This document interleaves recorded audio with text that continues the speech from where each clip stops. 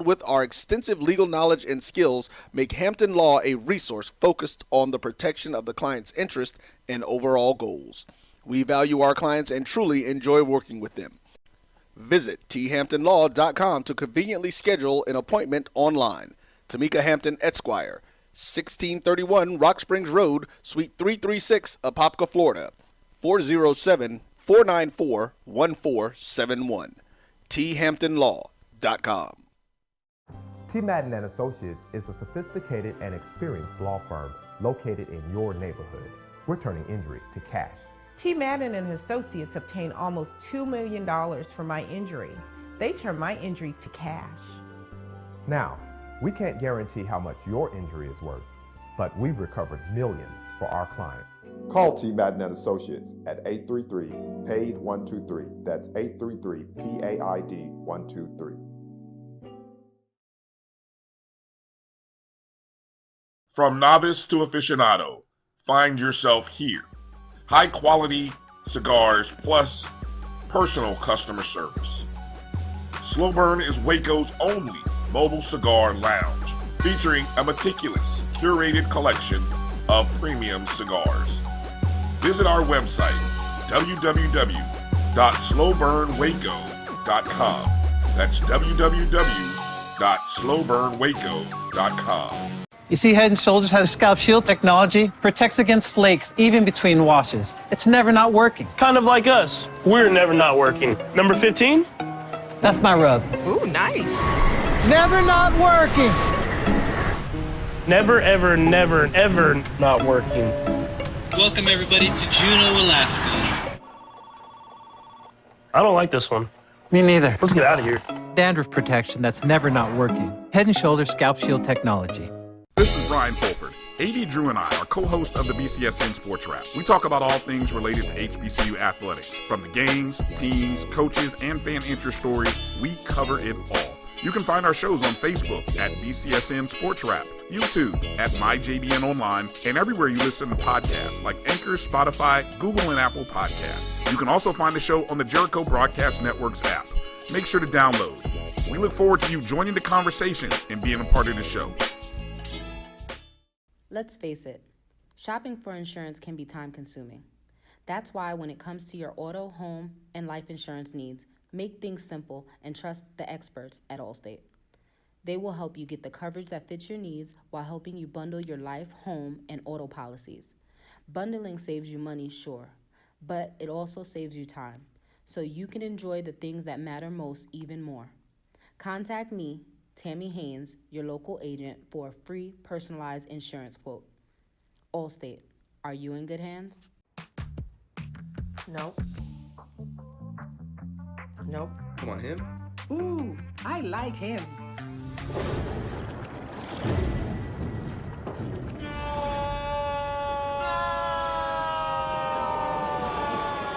Quick, the quicker picker-upper. Bounty picks up messes quicker, and each sheet is 2 times more absorbent, so you can use less. He's an 8. He's a 9. Bounty, the quicker picker-upper. It's never too early to plant the seed, to share the tradition, and instill a sense of pride in your HBCU with your little ones. HBCU Pride and Joy Children's Boutique helps you share your school spirit with a wide selection of adorable kids' apparel and accessories officially licensed from your favorite HBCU. Visit hbcupridejoy.com and follow us on all social media at HBCU Pride Joy on Facebook and Twitter. Q Time is a classic Atlanta soul food restaurant located in the historic West End. Q Time Soul Food is a family business started by Fred and Christine Crenshaw. Come on in, relax, and sink your chops into our tantalizing, mouth-watering, distinctive soul food with a twist. And Kelvin Rozier, soon to be joining us a little bit later, and good man Kofi Hemingway, he'll be joining us a little bit later. But Kelvin, how are you doing tonight? Doing well, Brian. Excited, man. Got quite a bit to talk about. We got a schedule that I understand might be released tomorrow, and we won't have him on right now, but we got a lot to talk about and speculate on. You talked about that schedule.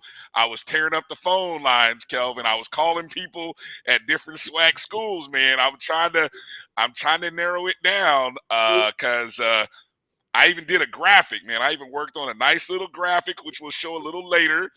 To my knowledge, 5 dates are open.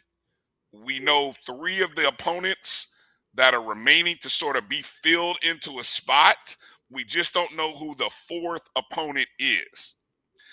We'll show all that in the graphic a little bit later. So I know, all I said, man, everybody's dropping schedule. Put it like this, Kelvin. Tell me why the whole SWAC West, practically the whole SWAC West has their schedule done. I saw Texas Southern, Prairie View, Southern. I haven't seen Grambling's, but I filled in by doing those 3 teams, you can kind of fill in Grambling's schedule. Alcorn State, you can kind of fill in Alcorn State's schedule, although I do believe theirs is done. They just haven't released it yet. And who's the other school out there on the West? There's a 6th school. I can't think of them right at the moment, but Pine Bluff. They're Pine Bluff. Yeah, you can also fill in Pine Bluff's schedule based on there's like, once you have 3 of the teams, you practically know the schedule for everybody on the West once you've seen it. Now the question is what's going on the East. And, one of the things that we'll talk about, homecoming, man, it's already starting to leak out. Although, look, everything we say today is not official, okay? So, yeah, wink, wink. It's not official, but you got Prairie View for Kelvin. What you got? I even heard it. Well, it's almost official. Coach Simmons was talking about it. Prairie View seems to be the opponent for homecoming this year. Coach Simmons' former team. What do you make of Prairie View coming to Tallahassee for homecoming? Presumably on the 28th of October, by the way. Well, the West opponents after 2 years always switch out, with the exception of our one permanent opponent, which is Southern. So we lost the Louisiana, Grambling and Pine Bluff, and picked up the 2 Texas schools for the next 2 years. And so we'll have we play them back to back actually, right? So we go to Houston and play Texas Southern the week before. Then we play Prairie View at home the following week. And that's just based on how the home games fell. And thank goodness Florida State has already released their schedule. They're at home in October the first 3 weeks. But the homecoming will not conflict with them. They'll be at Wake Forest on that day. So it looked like there was some communication between the 2 programs this year in regards to that. Yeah, I was definitely wondering whether we would actually see the actual schedule drop. It is believed that the schedule will officially drop tomorrow. Don't quote me on that. Don't quote Kelvin on that. That's just hearsay. That's just what we hear people talking about, that it might drop tomorrow. In the streets are talking that it might drop tomorrow. I know we got a lot to talk about. Coming up later on the show, we're going to talk with head softball coach Camise Patterson, who's taken over the softball program. Coach Patterson has been on the staff through the Coach Wiggins era. So we'll get a chance to talk to her about this upcoming team. And also in the second hour, we're going to talk to a father and son duo. We have a FAMU football alum from the early 90s. Our time, Kelvin. He was on the yard our time, playing around our time. Demetrius Boney. He played at FAMU from 89 to 94, a linebacker under the Ken Riley days. I was looking up some old stuff for him. Well, his son is DJ, and DJ, of course, is a transfer from Eastern Kentucky, plays quarterback. He's from Orlando, went to Evans High School, and he's coming to FAMU, transferred in He's currently enrolled, so he'll be a part of the spring practice season. And so we will talk to DJ as well. So we'll get a chance. I had an interesting conversation with Demetrius offline, so I look forward to him. And then we'll have father and son probably, hopefully, on the screen around the same time. That'll come about the 9 o'clock hour and 9:15. So make sure you tune in. We'll talk a little bit about what brought what DJ home. Of course, that's a Rattler family. DJ's mom and dad, of course, are Rattlers, so it was just kind of in the cards that DJ kind of found his way back to FAMU. So we can do one or two things. You want to talk basketball for a second, Kelvin, or do we want to talk? Okay, we want to talk basketball. Let's talk FAMU basketball for a second. All right, because interestingly enough, we had a pair of splits. We played Alabama A&M on Saturday and Alabama State on Monday. And the women got a huge win against Alabama A&M, and it was Oriami time as she went ham late in that ball game. I think she scored 24 points in that ball game, including a clutch basket, a winning basket in overtime, as FAMU beat Alabama A&M.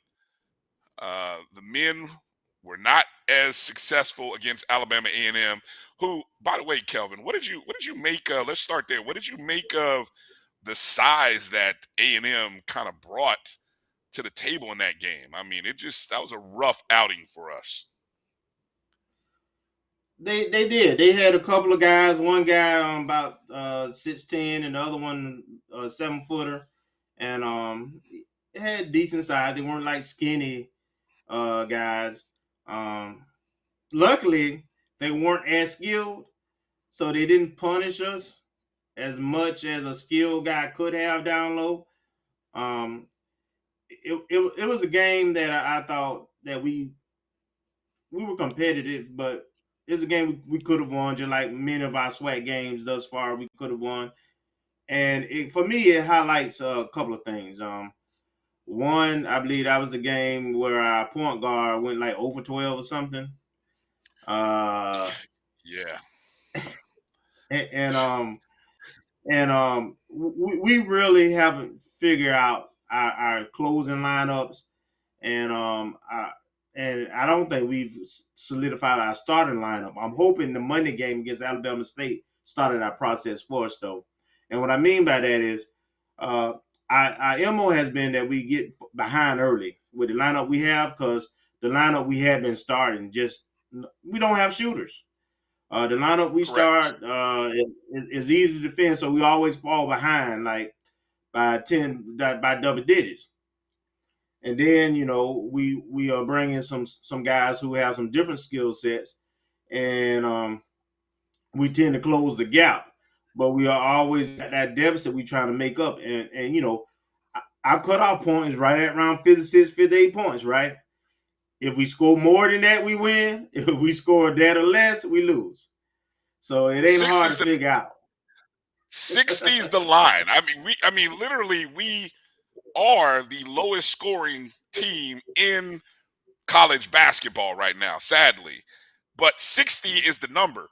And crazy thing is, like I've said before, this team plays good defense. I mean, we held Alabama A&M to 61 points. You should be beating, when you hold teams to 61, under 65, most coaches will tell you that's the recipe to get a win. Unfortunately for us, we only scored 56 points. And as you noted in that game, we shot 33% from the field. When I looked at the box score, and I was watching this game live, which is always funny with some great people in the chat rooms. It's always funny to watch a game live on the chat room. I'd rather be there in person, but it's always fun to watch it on the chat rooms, by the way. But in terms of point production, Jalen Bates, 2 points. Jordan Tillman, 0 points in 39 minutes. 39 minutes, 0 points. I mean, God bless him, man. 0 for 12. And I mean, man, he'll probably never have that poor shooting night. Maybe has never had that poor shooting night, right? But it just goes that way sometimes in basketball, honestly. And so yeah, I mean that's just those are two guys that we rely on. And Dominguez Stevens had 12 and 23 minutes. And those 12 was like in the first half. The second half, you know, he didn't have quite as many minutes, but he also just didn't. I don't think he took that many shots when I think about it in the second half, but he didn't hit as many either. And for Dominguez, the key is shot selection. He is a pure shooter. He can make a lot of, but sometimes he keeps it range. Those NBA long 3-pointers when he can take a step or two up, or sometimes pass it in and let him pass it back to him and reset. And I think he'll have a more successful percentage consistency with his shot, because that was definitely the case in the Monday night game against Alabama State. He didn't have a good shooting night, and I just thought he took unnecessary threes. His shot selection wasn't where it needed to be that particular game. And you mentioned what was his Nians, the Nets game? He was one of the leading scorers with 15 points. I think the size of Alabama A&M inside really impacted him, because his game is like mid-range and in. He's really at the basket kind of player. And so is our point guard. He's more of a slasher. He's not a pure shooter, even though he can make a three. So going in there at 6'10" and 7'1" is a tough order. Yeah, no doubt. That's a tall task for any group. Going back over to the women's again, Meteori Yami, 24 points, 37 minutes of play. Ariana Grizzle, who we'll talk about her in just a second. The Grizzle was hot.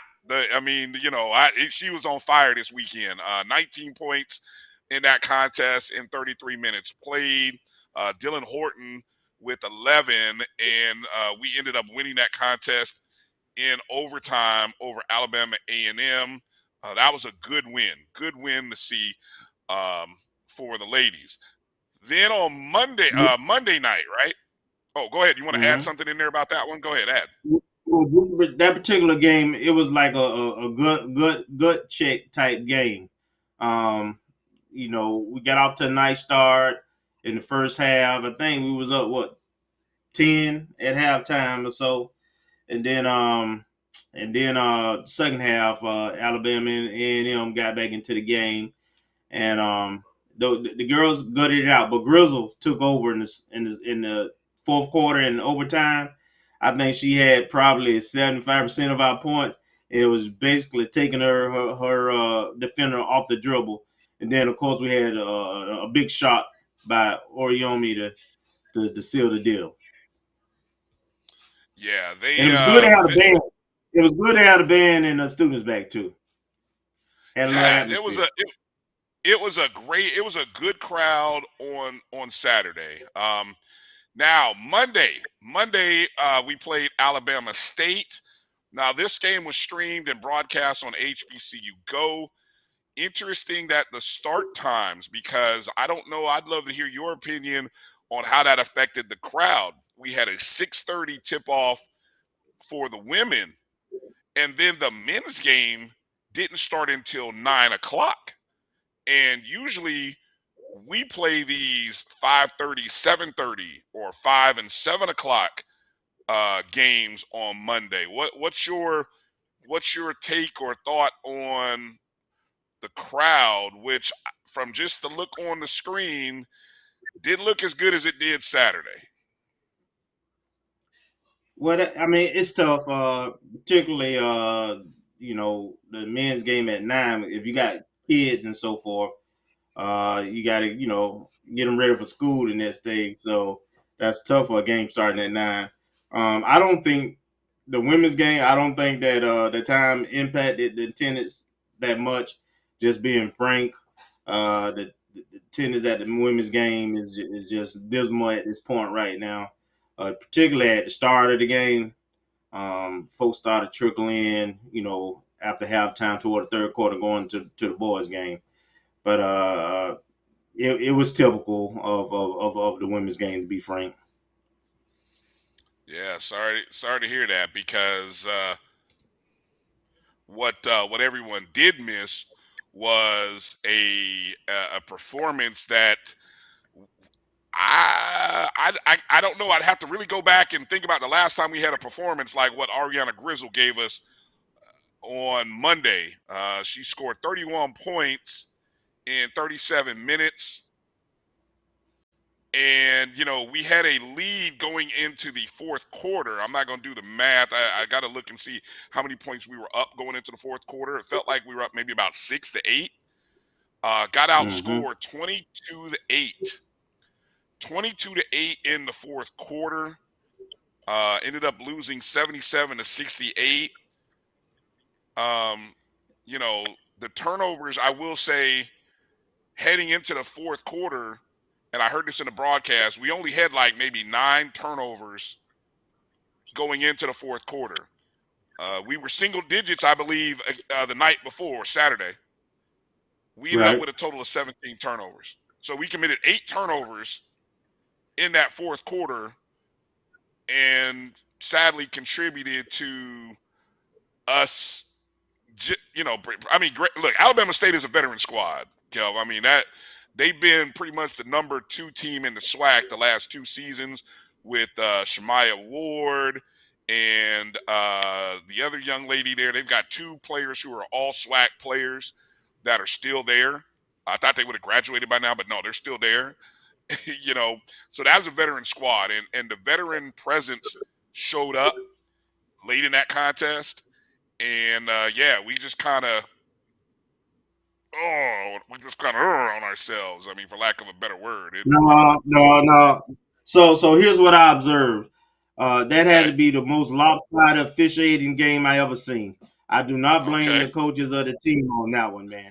Every out of those 7 turnovers, man, 4 or 5 of them was offensive foul type deals where we driving to the basket.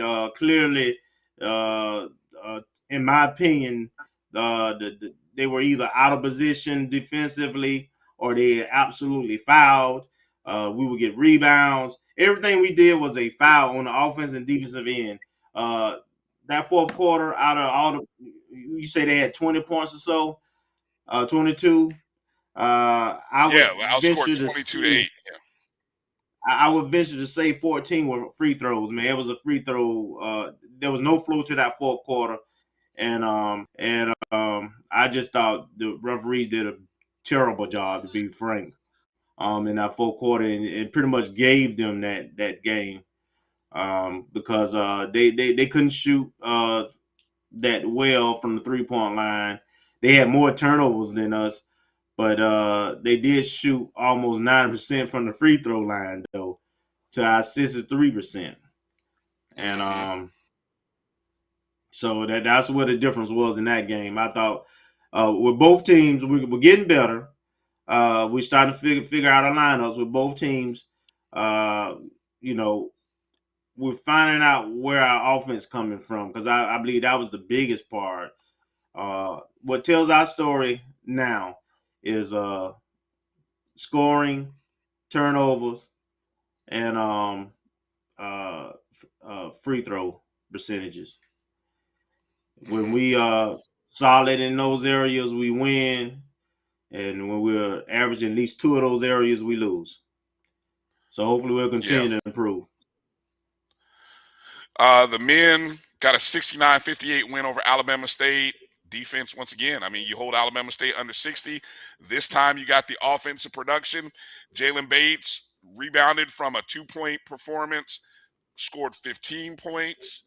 Noah Marin, who actually had a good weekend, scored 15 points. And, hey, Jordan Tillman, told you, rebounded from a 0-point game, had 15. So Hans Louis Jean scored 14 points. I hope I said that right.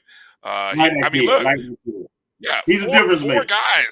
Look, 4 guys scoring in double figures is huge. Any night of the week when you can get 4 players scoring in double digits, especially mid-teens, that's solid production right there. I mean, that's 4 guys. That's giving you 60. That's about 60. What is that? I'm doing the math quick. That's almost 60 points from 4 guys.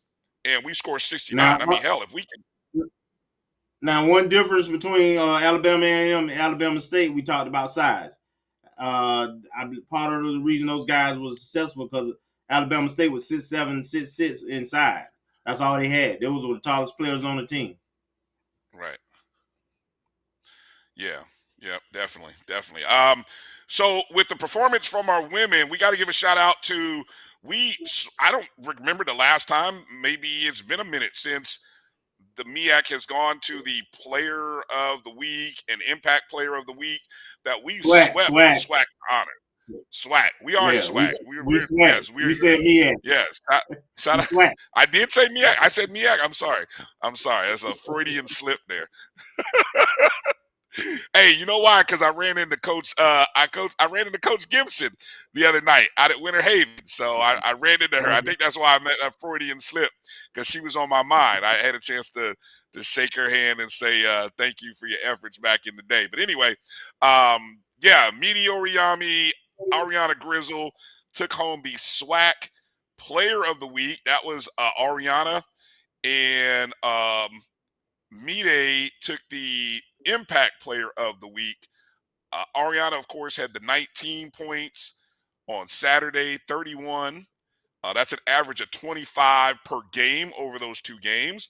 And, of course, Oriami had the career-high 24 on Saturday with 8 rebounds. Then she followed it up with another good performance on Monday, averaging 13.5 and 7 rebounds. So, good time, great time for both. Congratulations to Ariana, Mide, Coach Pillow, Coach Wheeler, the whole staff. That's a good weekend, man. That's a much-needed win. I know we didn't win both, but it was a win for the program. Now we got to build. We got to stack, right? Got to stack. Right. Who do we have upcoming this upcoming weekend for the men? They travel to Texas. Oh boy. Texas. Yeah. Texas Southern, Prairie View. That's Saturday and Monday for both teams. Maybe I'll mention a few things later on in the show. That Texas Southern game will be interesting because that is a I don't want to call them a bad team. Let's just say they have a really amazing player scorer, but they have not been able to add around her. But anyway, so that'll be interesting. And then we'll look at Prairie View here coming up. And so coming up here on the other side of this break, we're going to be talking to Coach Camise Patterson. But before we do that, as you guys can see right there on the screen, got a new sponsor. Got to thank our sponsors for coming in and contributing and being a part of the ONG Strike Zone. And that's the 2nd annual Black Business Expo Tallahassee, which takes place on February 25th at the Moon and is brought to you by Mega Ace Media and the Tallahassee Leon County Office of Economic Vitality. The Black Business Expo will feature financial institutions, agencies, and larger businesses looking to partner with your Black business. Tallahassee Mayor John Daly and Leon County Commission Chair Nick Maddox are the special guests for the event, and they'll be there to hear what goes on in our businesses. We'll give out $15,000 in grants, and we could use a little extra cash, couldn't we, this time of year? For more information, visit us online at bbetally.com. That's bbetally.com. So let's make sure to get out to the Moon and be a part of this big event. All right, coming up on the other side, we're going to talk to Coach Patterson. In February, it's the start of softball season coming up in less than 9 days, if I'm not mistaken. So we get a chance to talk to Coach Patterson and we'll find out what we can expect this upcoming season. You're watching the O&G Strike Zone. We'll be back in just a moment.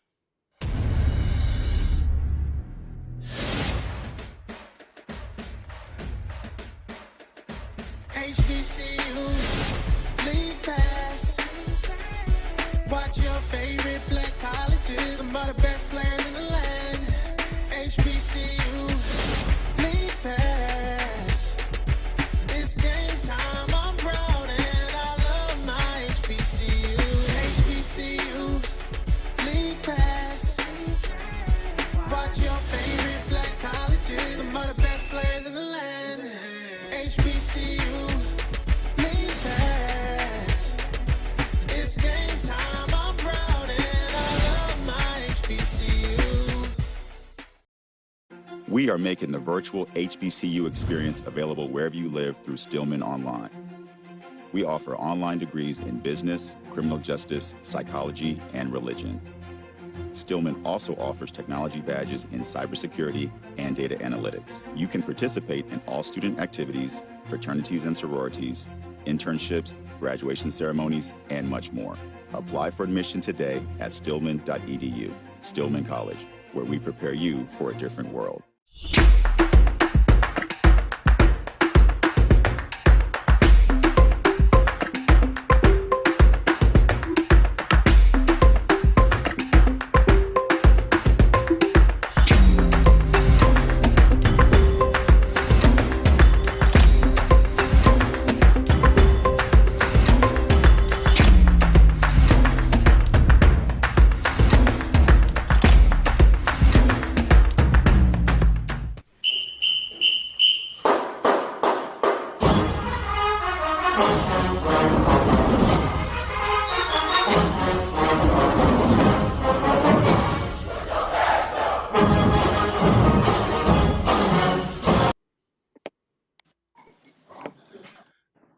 All right, there we go. Sliding on in, it came. Hey, welcome back to the O&G Strike Zone. Brian, Kelvin, and hey, it's good to have Kofi Hemingway back with us. And it's a pleasure to have on our head softball coach, Coach Camise Patterson. First off, Coach, welcome and congratulations on taking over the role of the head coach. How you doing this evening? Thank you very much. But I'm doing great. I'm doing awesome. How are y'all doing? Hey, we're blessed. We're doing well. Good to be here with you. She was trying to get that little Respucia thing going. She was like, "How you doing?" That's what she was trying to do. How you doing? All right, we doing all right. How you doing? I had to throw it back. You asked me, I had to throw it back to you. All right, that'll work. All right. Hey, so Coach Patterson, you've been a part of the program for this, a few years now. Talk a little bit about your journey into this role, and what are some things you were there with Coach Wiggins, and maybe some things that you're hoping to take from the past and sort of make your own as you take over this program and put us back on that winning track of winning championships now in the Swac. Yeah, so I actually came down here in 2016.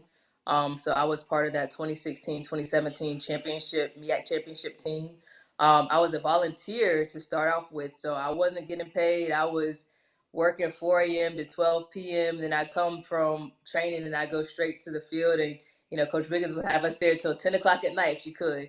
So I really put in the time that first year, and then after that I got promoted to the paid assistant. Then I was there under Coach Wiggins for another 2 years. I left for 8 months and came right back. I went to the school down the street and it didn't feel like home, so I had to come back to the Rattler Nest, and been here since then. So thank God for COVID. It got me out of a bad situation and brought me back home.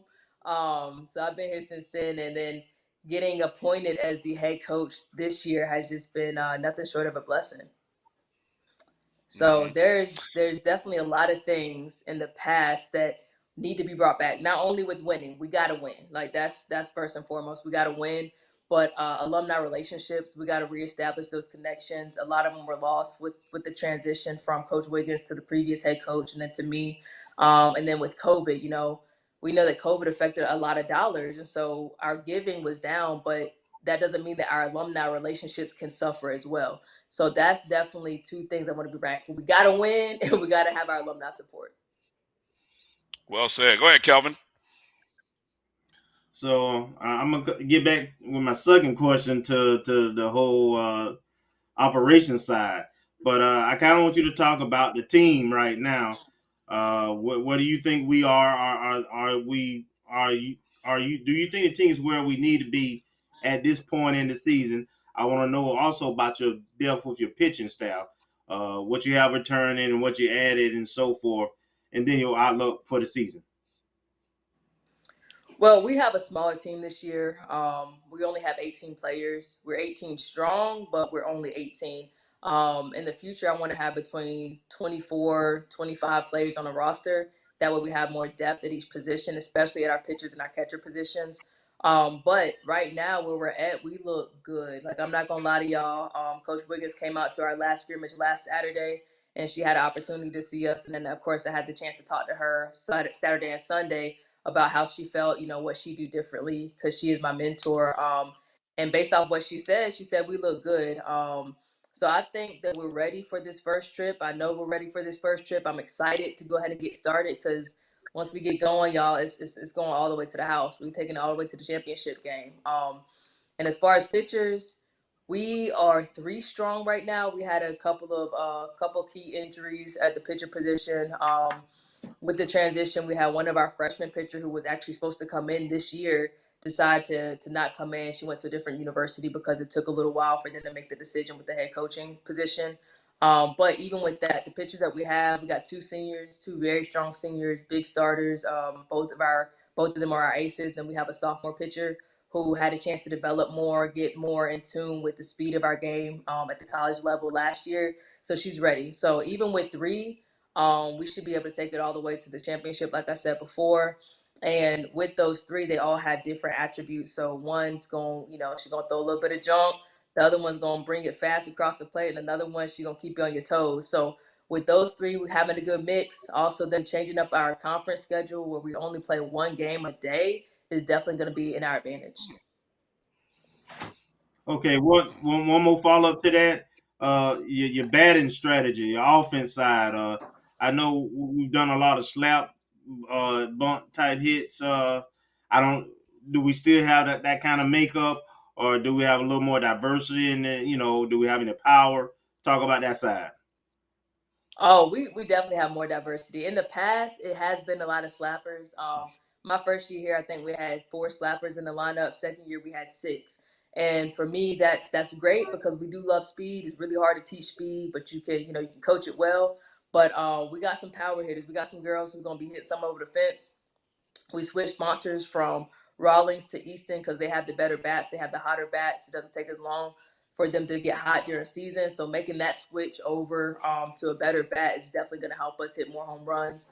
And then we're a gap-to-gap hitting team. So expect to see a lot of doubles, a lot of triples. We still have that speed, but having that power is going to be key for us this year.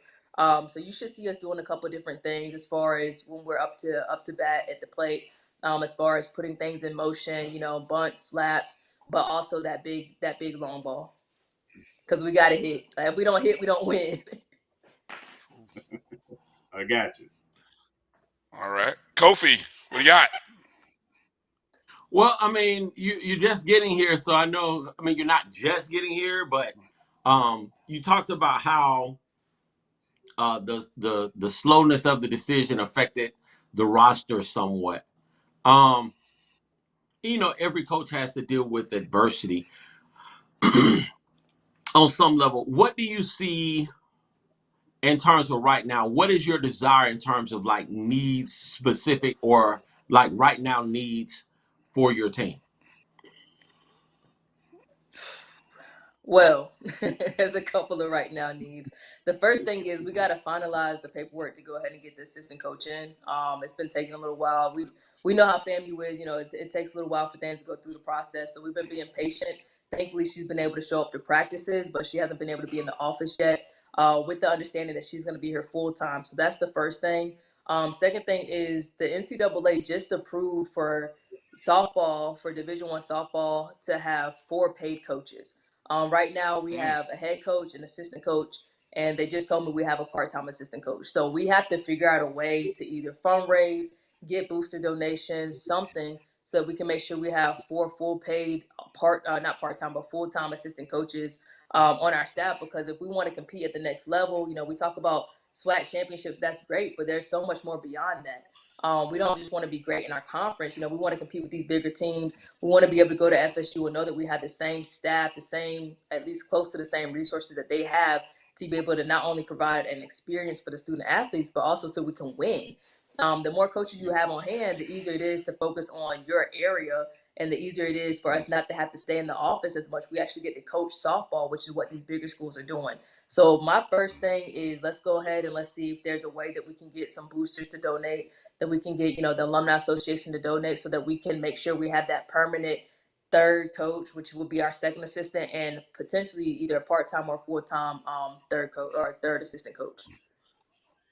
What would you say the number is that you're looking that would be needed to go to that next level? What's the number?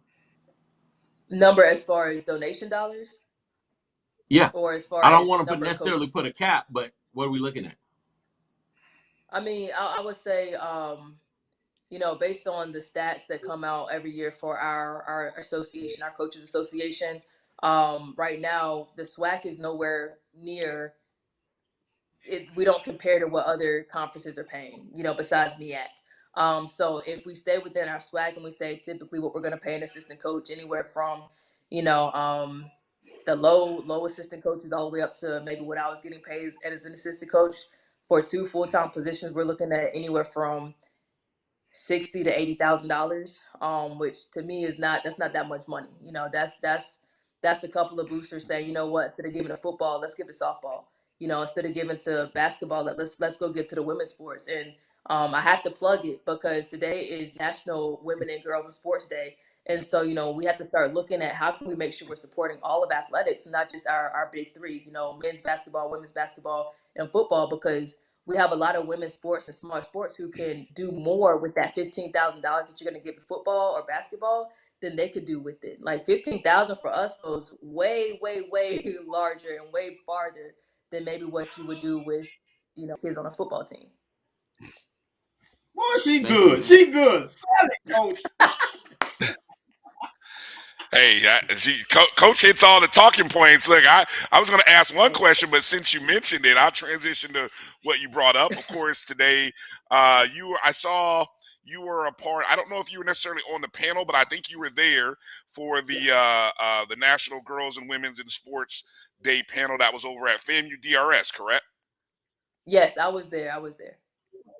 Okay. So talk for those who didn't get a chance to see or hear.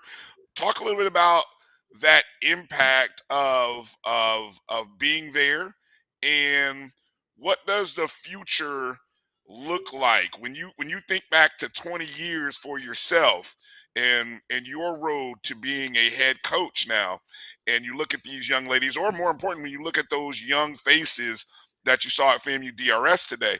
What do you see, and where do you hope the next, let's say, 5 to 10? We won't go too far, but let's just talk 5 to 10. Everything seems to move fast these days. So what does the next 5 to 10 look like?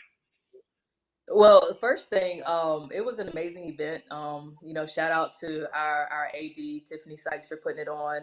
Shout out to Rhea Floyd for making sure that it went smooth sailing. We had everything we needed there. But to be able to see our current players interact with the current DRS kids, current DRS women, young ladies, was amazing, because those young ladies, they're looking up at our softball players, at our basketball players, track athletes, and they're wondering how to get to the next level. They're wondering what their life is like. They're wondering, how do they do what they do every single day? And so for us to be able to go down the hill, talk to them, for me to get a chance to talk to the new softball coach down there and just see what they need and how we can make sure we're bridging that gap between what they're lacking and what maybe we have that's old but still, usable. It was amazing. And I think there needs to be more of that. I'm excited because I do see that there's going to be more of that in the near future. But there's definitely a lack at DRS. You know, we talk about being a underfunded or under, you know, low resource institution at FAMU, even though we are the #1 public HBCU, we still don't have the resources we need. So think about, you know, those K through 12 kids who have even less than that. I was told today that their softball field doesn't have lights. So how can they play night games? How did they get that experience that our players wanted and got when they was in high school, you know, down in South Florida, Central Florida? How do we make sure that DRS gets that experience? You know, how do we make sure that when we're on the road that we can do something to make sure that they're able to use our field while we're gone, because it's just going to be sitting there. So being able to have different conversations like that, chalk talk, just come up with some different ideas was amazing. And then hearing the panel, you know, talk about really Coach Wiggins. It was a lot of talk about Coach Wiggins, what she did while she was here, her like, and how it impacted so many lives. It just makes me think about, you know, what kind of impact, like you said, do I want to have in 5 to 10 years? And it's really looking like, how can I help the DRS players get better, learn the fundamentals, so then they're able to potentially come to FAMU, come up the hill, which is their dream school. I think we have a lot of DRS kids who are, you know, transitioning up to our university, but they're not really playing sports because they don't have that foundation. Nobody's given to DRS, everybody's given to FAMU. So that's what I want my legacy to be, you know, whenever I do decide to stop coaching, is not only did I help our current student athletes, but I also made sure that we were able to bring in more local kids, you know, more of those DRS students who actually are going to be good.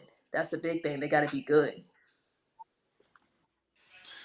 It's really, I'm glad to hear you say that, because you're bridging that gap. You were talking about that community involvement and getting the community involved. Well, we've talked about this with other sports. There's a fan base right there. I mean, if you can reach those kids and have those kids interested because they've met you, they've met some of the players, they're going to want to come to games. And guess who they're going to bring? They're going to bring mom and dad with them. So it's like, whether they get in free or not, hey, they're bringing in mom and dad. You know, there's a lot of growth that can come from that, you know, you know, you guys already put on a good show in between innings during the game. So I mean, the kids will have fun. You know, the kids will have fun coming to the games regardless.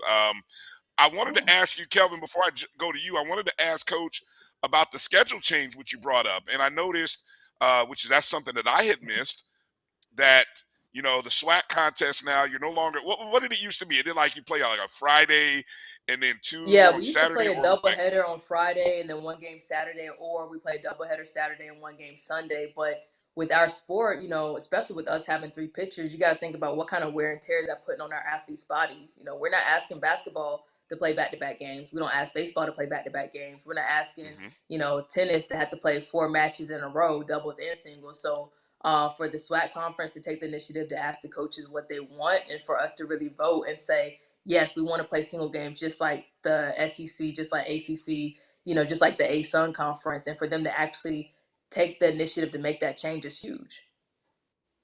okay, nice. I love that change, by the way. That's gonna be awesome. Kelvin, go ahead. So, Coach, I want you to talk about fall. I know that we had a fall season, and did you accomplish what you wanted to accomplish in terms of your limited practices and your scrimmages that you had? And then I want you to talk about the best advice or any advice that your 2 previous coaches gave you. And are we scheduled? And is our schedule the same? We schedule a really tough out of conference schedule early every year previously. Is that something you want to maintain? All right. Well, I definitely do want us to schedule harder. You know, I think that there's a presence that we bring that would allow us to beat some of those bigger teams. You know, not to get so much into the seeding for the tournament or anything, but once we're actually able to face those SEC, ACC teams, those Power 5 teams earlier in the season, we feel more prepared that once we win SWAC, I'm not going to say it, but once we win SWAC and we're sent down to Florida or we're sent to Auburn or Alabama, whoever, that we can go toe-to-toe with them. If we're not scheduling them early in the season, even if it's just 1 or 2 games, then we don't have that confidence. We think that, oh, you know, the best thing we're going to see is a SWAC pitcher maybe throwing 55, 56 miles per hour, when in actuality, we're going to go down the street or right across the street and face somebody who's throwing 70, 72. So yeah, I do want us to get back to scheduling a little bit harder, especially preseason. And then, you know, like I said, preparing us for the rest of the SWAC conference. And then repeat your first question for me, because I got stuck. I was thinking about FSU. We do have a game against FSU this year, so my brain went left. Yeah. So I threw three things at you, Coach. I apologize, but I asked about the scrimmage, the fall. How did the fall season go? And then advice you received from any of the two previous head coaches. So the fall season went well. My goal is always to go undefeated in the fall. But we went 3-2, which was a huge improvement on last year. Last year, I don't know if it's because we brought in transfers, or we had, you know, a couple more freshmen than we had this year. But the team last fall wasn't really gelling too quickly or too well. But this fall, we did a great job. We talked a lot about communication. We got a little bit more personal, and a little bit more vulnerable as a team and as a group. And I think that really helped them come together. I think that, you know, it's different coaching this generation compared to when Coach Wiggins was here. You know, you could be hard nosed. You could tell the kids, like, you don't care about their personal life and it's all about softball. And they don't got to be friends off the field, you know, as long as they can compete on the field. But with this generation, the way that they're raised, they're going to ask questions. They want to know, you know, well, what do you do when you go home? Like, how do you recover? Like, you know, if you're telling me that I can't have a drink, are you drinking during season? Things like that. And so to be able to open up a little bit and let them in my life has allowed them to open up even more, and is really bringing the team together. And that all started in the fall. We actually read a book called The Four Agreements this fall, and they really took to it. We did some team building exercises. We did this thing called True Colors Assessment, so learning personalities and how they had to talk to each other based on their color. And it's amazing because they'll be like, Coach P, she's a green, I'm a blue. Green. How do I approach it? So being able to have those conversations is amazing. I can and see it really that. brought us in. I can It showed see up on the green in field. It's still showing up. Kelvin, I think you're green, but it's okay. I'm a green too. But yeah, so some of the best advice has definitely come from Coach Wiggins. She's my mentor. I talk to her almost every day, if not every day. She actually just helped me get a plumber for my house. Like, she's the person I go to the most about a lot of things.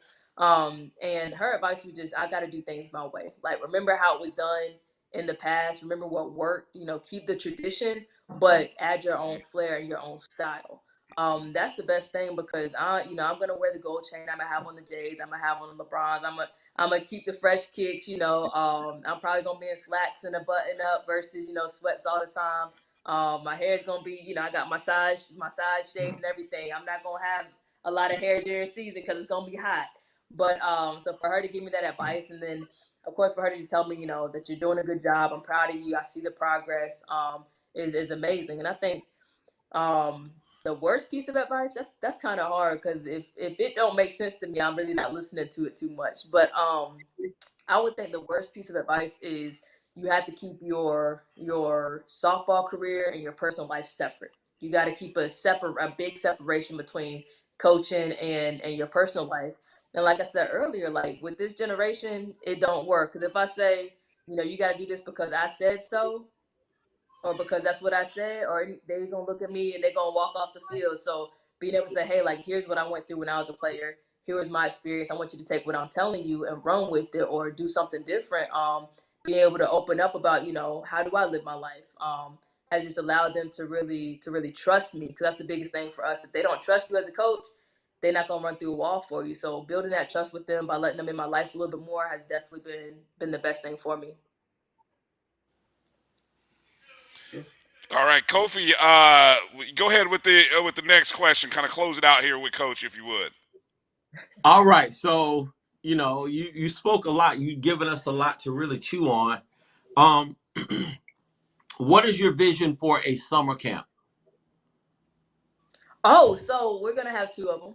We're gonna have two summer camps. Working on the dates right now. Working on making sure we get the correct approval through administration. You know, every administration we have has their own process. So making sure I work closely with Tiffany on AD sites to make sure that however her process is, that I do it the way that she needs it done for it to be approved. But we actually had a winter camp 2 weeks ago. So I love camps and clinics. I don't understand why we haven't been having them in the past.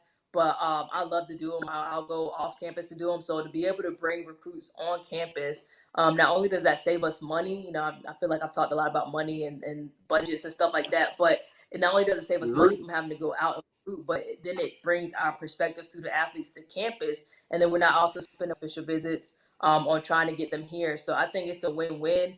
It puts money back to the program, puts some money in our assistant coaches' pockets, and it helps all around. So my vision is to have a camp of at least 50 kids. Last 2 weeks ago, we had 34, so we're getting closer. But if we have 50 kids, like I said, it just elevates the competition. If FSU can have a camp with over 400 people, why can't we? Wow. Definitely. Well, hey, Coach, when that camp information is ready, please, you have to make sure we get a hold of it so that we can to share it. We're looking like we're going to be at a few games this year. We might even do a show. We're one of our friends of our program, Janiyah Davis, is a friend of the show. So I mean, we got love. So we got love for Janiyah and the rest of the team. So we definitely got to come to a game. We'll do something. Hopefully, we got to work it out with the office and kind of find a way. And I like the fact that now there's like a game a day, so it's like we could do a whole build up, a pre-show like on a Saturday or something before the game. I'm spitballing. I'm an ideas person, Coach. So I'm just spitballing ideas here, I love and it. we'll find. Yeah, Kofi's the implementer. We send Kofi out to make it happen. So I mean, that's how we roll. And then Kelvin's the money man, so he gonna find the money to make it happen. So I need to talk to Kelvin. We need to talk. You got I'm coming for you. I will say this. We are having our first ever fan day this Saturday at 1 p.m. on the Hill at the FAMU softball stadium.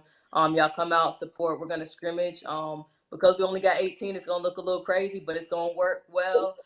So 1 p.m. to about 3 or 4, and then after that, we're gonna raffle off a jersey with all the athlete signature on it, and we're gonna go from there. So we're ready. I'm ready. I'm excited to get started. Like you said, you're an ideas guy. I'm an ideas lady. I like to, spitball things and put some different things in motion because, we've never won a SWAC championship, so we got to do things different.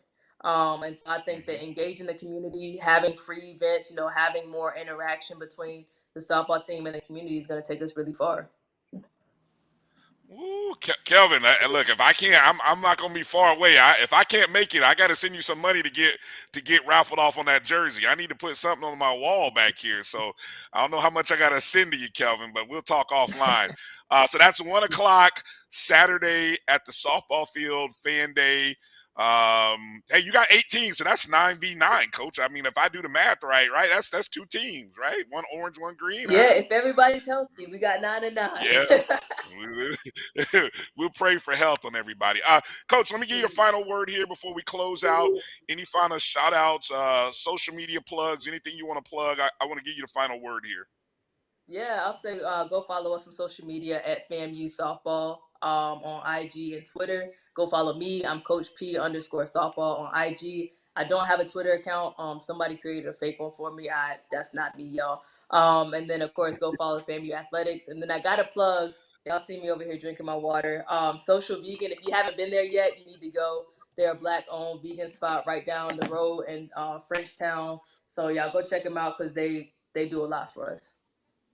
Real quick, Coach Patterson, what is the budget for a camp? How much does it cost to run a camp, or how much do we typically make from a camp, or to run a camp? So just overall budget. I run the camps through my business. So the university gives us two options. Either we can run it through them, and then we have to pay the university for using their name, image, and likeness, or you can run it through your business. So I do have my own business. It's called CAP Fitness LLC. I'm also a personal trainer and a certified nutrition coach. I actually have a nutrition shop here in town called Strike Nutrition. So shout out to Strike Nutrition.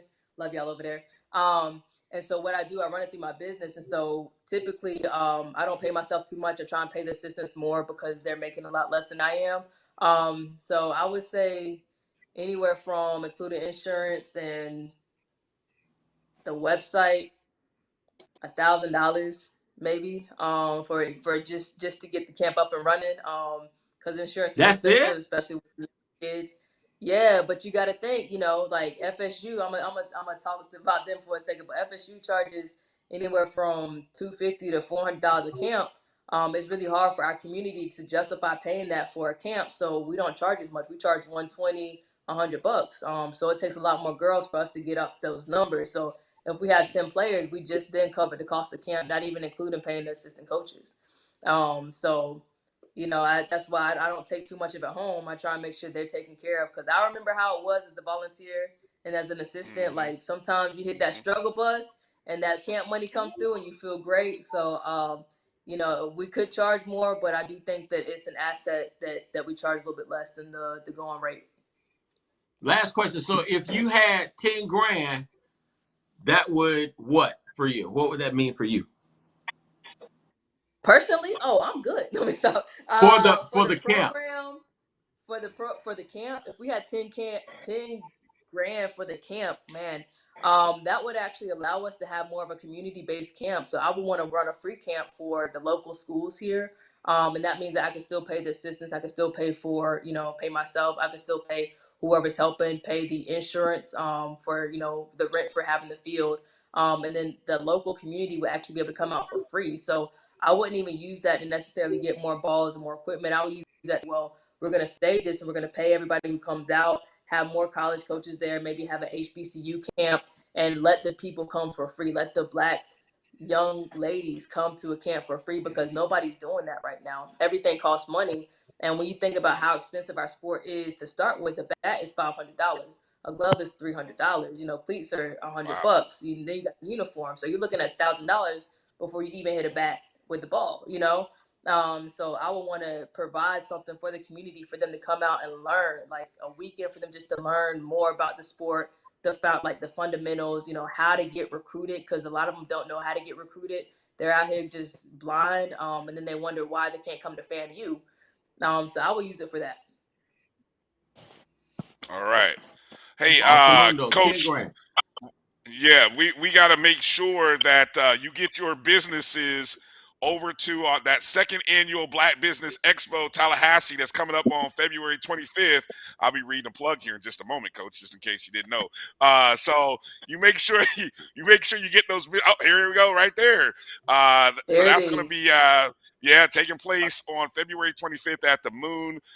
Brought to you by Mega Ace Media and the Tallahassee Leon County Office of Economic Vitality. So you make sure, I'll read more to plug here later, Coach, and then you get them over to that, and you get, and a $15,000 grant could help somebody out, right? So definitely. All right, we're 8 days away from the start of the season. Make sure you guys follow. Hey, go donate. I mean, it's that time of the season. Put a little reserve when a little tax money comes in too. Let's make sure to donate to FAMU softball. They're traveling. If you're in the Atlanta, Georgia area, it's a Mercer tournament. So, hey, great opportunity to watch FAMU softball beginning the 8th. The 9th and 10th, I believe. The 9th and 10th. Yep. 9th and 10th are the dates, 8 days away. I'm excited, Coach. Look, we're already excited. We got Janiyah coming on next week, so we'll talk to her, build up the excitement, and then Rattler Nation will be all over Atlanta supporting you ladies on, all right? Yes, sir. All right. Good luck, Coach. Hey, good luck. Yeah, good luck this year, Coach. Thank you. We'll talk again soon, all right? All right. Thank you, y'all. Y'all have a good night. All right. We're going to take a break and come back with our next guest. We're going to talk to a FAMU football alum, Demetrius Boney, and we'll also talk to his son, DJ, who is a new recruit with the Rattlers. We'll talk to them on the other side. You're watching the ONG Strike Zone. We'll be back in just a moment. At Hampton Law, our primary goal is to provide non-traditional yet effective solutions and redefine the approach to client legal concerns. As your trusted legal advisor, we believe in sophisticated, personalized services that eliminate the confusion and complexity sometimes associated with legal matters. Our high standard for client care and concern, coupled with our extensive legal knowledge and skills, make Hampton Law a resource focused on the protection of the client's interest and overall goals. We value our clients and truly enjoy working with them. Visit thamptonlaw.com to conveniently schedule an appointment online. Tamika Hampton Esquire, 1631 Rock Springs Road, Suite 336, Apopka, Florida. 407-494-1471. thamptonlaw.com. T. Madden and Associates is a sophisticated and experienced law firm located in your neighborhood. We're turning injury to cash. T. Madden and Associates obtained almost $2 million for my injury. They turned my injury to cash. Now, we can't guarantee how much your injury is worth, but we've recovered millions for our clients. Call T. Madden and Associates at 833-PAID-123. That's 833-PAID-123. From novice to aficionado, find yourself here. High quality cigars plus personal customer service. Slow Burn is Waco's only mobile cigar lounge, featuring a meticulous, curated collection of premium cigars. Visit our website, www.slowburnwaco.com. That's www.slowburnwaco.com. You see, Head & Shoulders has scalp shield technology, protects against flakes even between washes. It's never not working. Kind of like us. We're never not working. Number 15?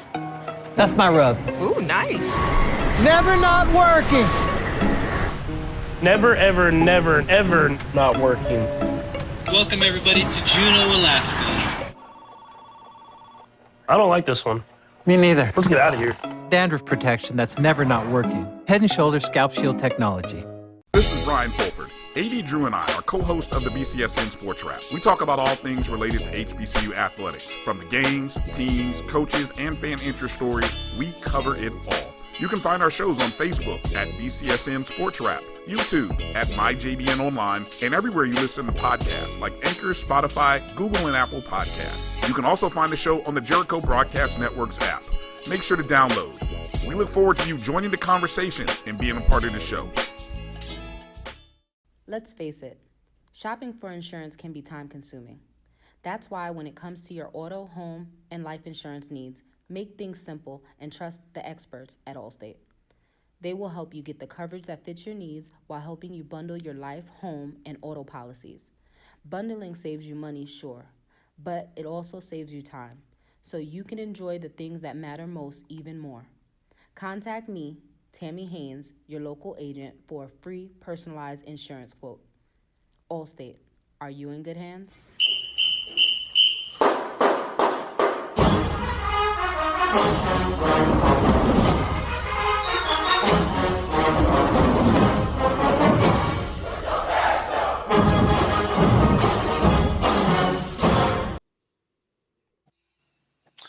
Welcome back to the O&G Strike Zone. Brian Fulford, Kelvin Rozier, Kofi Hemingway, and it's a pleasure to be joined now by an alum, football alum, and Demetrius Boney. Demetrius played at FAMU from '89 to '94.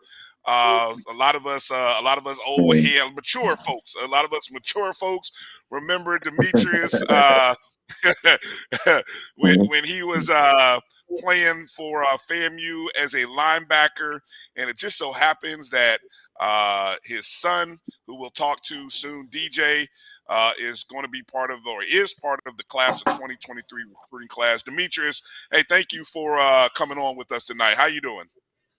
I'm doing okay. Thank you for inviting me, Rattler Nation. Let's go. Hey, yeah, let's take people back to that time, early '90s rather, more so instead of the late '80s, more early '90s. Head coach was Coach Riley, who we are hoping and praying actually makes it into the Hall of Fame here in the next week or two when the final announcement comes out.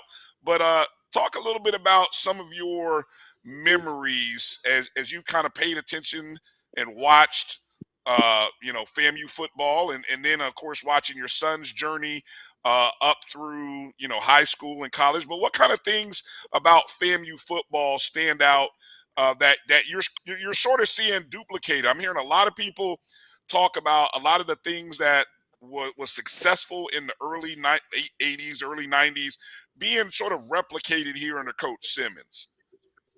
But basically, back in '89 and everything, one thing I realized between that era is due to the fact that it was pretty much preached to us about brotherhood, staying together, growing up as a family, networking, and true enough, talking to Coach Simmons, that's exactly what I see he got going on there. You know, he teaching family, he teaching brotherhood, he teaching having each other back, he teaching hard work. So I'm very proud to see where the program is headed to. And you primarily played linebacker. What I'm correct in that? Was there any other positions other than linebacker? I mean, I saw that was primarily your position, right? Oh yes, linebacker was my position. You probably seen them through. You probably seen those interceptions, that I used to pick up. But I wasn't no DB. I was just straight linebacker. But you're still, if I'm not mistaken, you're still in the record. Well, no, you're in the record book, obviously, because I think was it the '93 season? You tied with another one of your teammates for the most interceptions in the season that year, if I'm not mistaken. Correct? Correct. So talk a little bit about some of those games and memories. What are some of those standout games or maybe individual performances that you had, or maybe even a teammate that kind of still stand out, like when you get the storytelling that really comes out? If I'm talking about teammates, I'm gonna talk about them older cats, those older brothers that I used to have, the Tony Ezell, the Mir Rasul. They really played a big part of my development. How they used to preach hard work. They led by the example. Games, the game where we played Georgia Southern for the season opener, and we went up there and beat them. That was a very hostile environment, and for us to take care of the business, that was very appreciative. Swac, those games was a very hard game. Gremlins, the Southerns. So Alabama State, that's when they had Ed Robinson as a player. Those games was very challenging. The Cookman games always a rivalry because you playing against players that you don't play against in high school. So that was always a fun game. Mm-hmm. All right, go ahead, Kelvin. What do you got?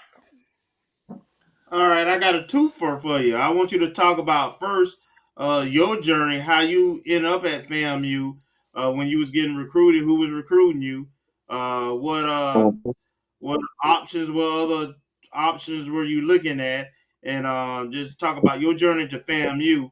And then part two of that question is, what did you say to your son once he decided that he was looking for a different option than what he chose coming out of high school when he was making that decision?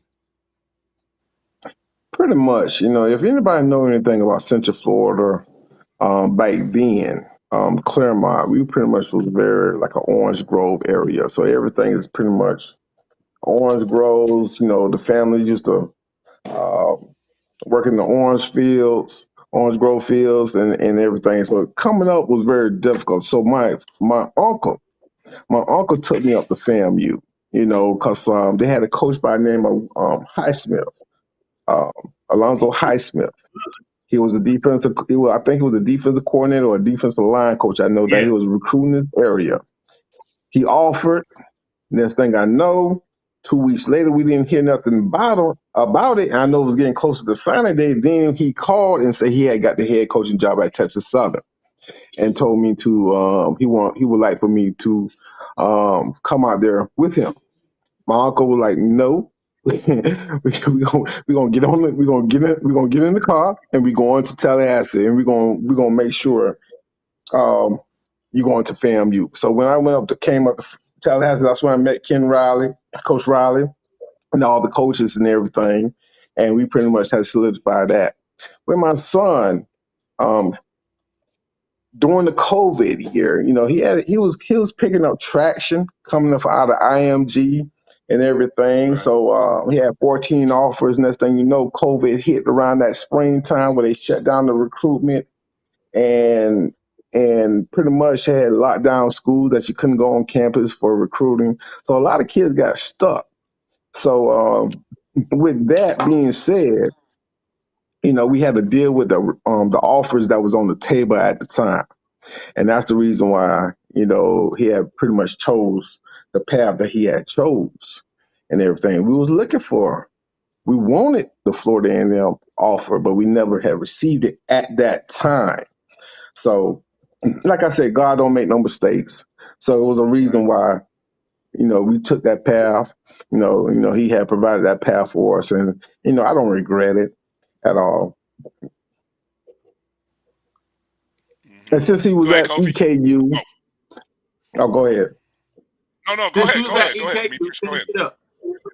And since he was at EKU, don't get me wrong, that he enjoyed it due to the fact he just came from a school like an IMG, where it's like a PWI, and so, but like I was telling him was that it's nothing like, and one thing that he noticed is the relationship that I still have with my football brothers today.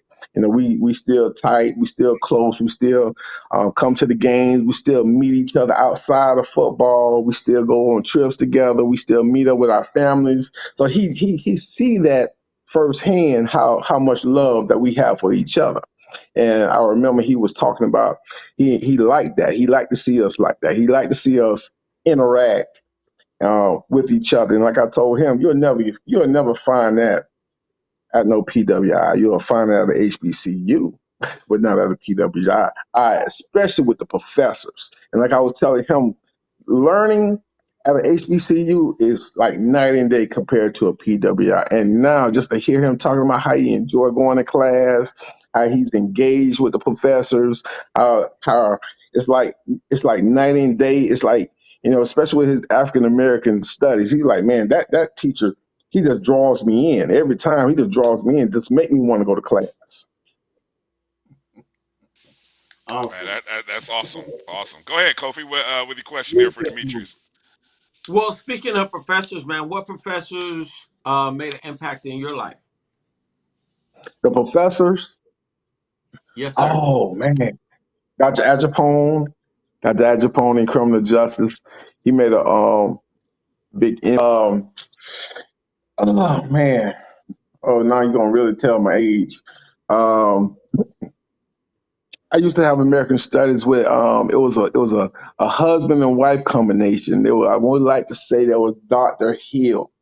It was a wife and a husband. I used to work at Florida A&M, and they was outstanding to the point that they were just straight up real, and I can relate to that, and I can understand that, and it took the nervousness out of it and everything to the point that you want to engage in class. Cool, man. Well, look, so I was at FAMU 88. My freshman year was 88.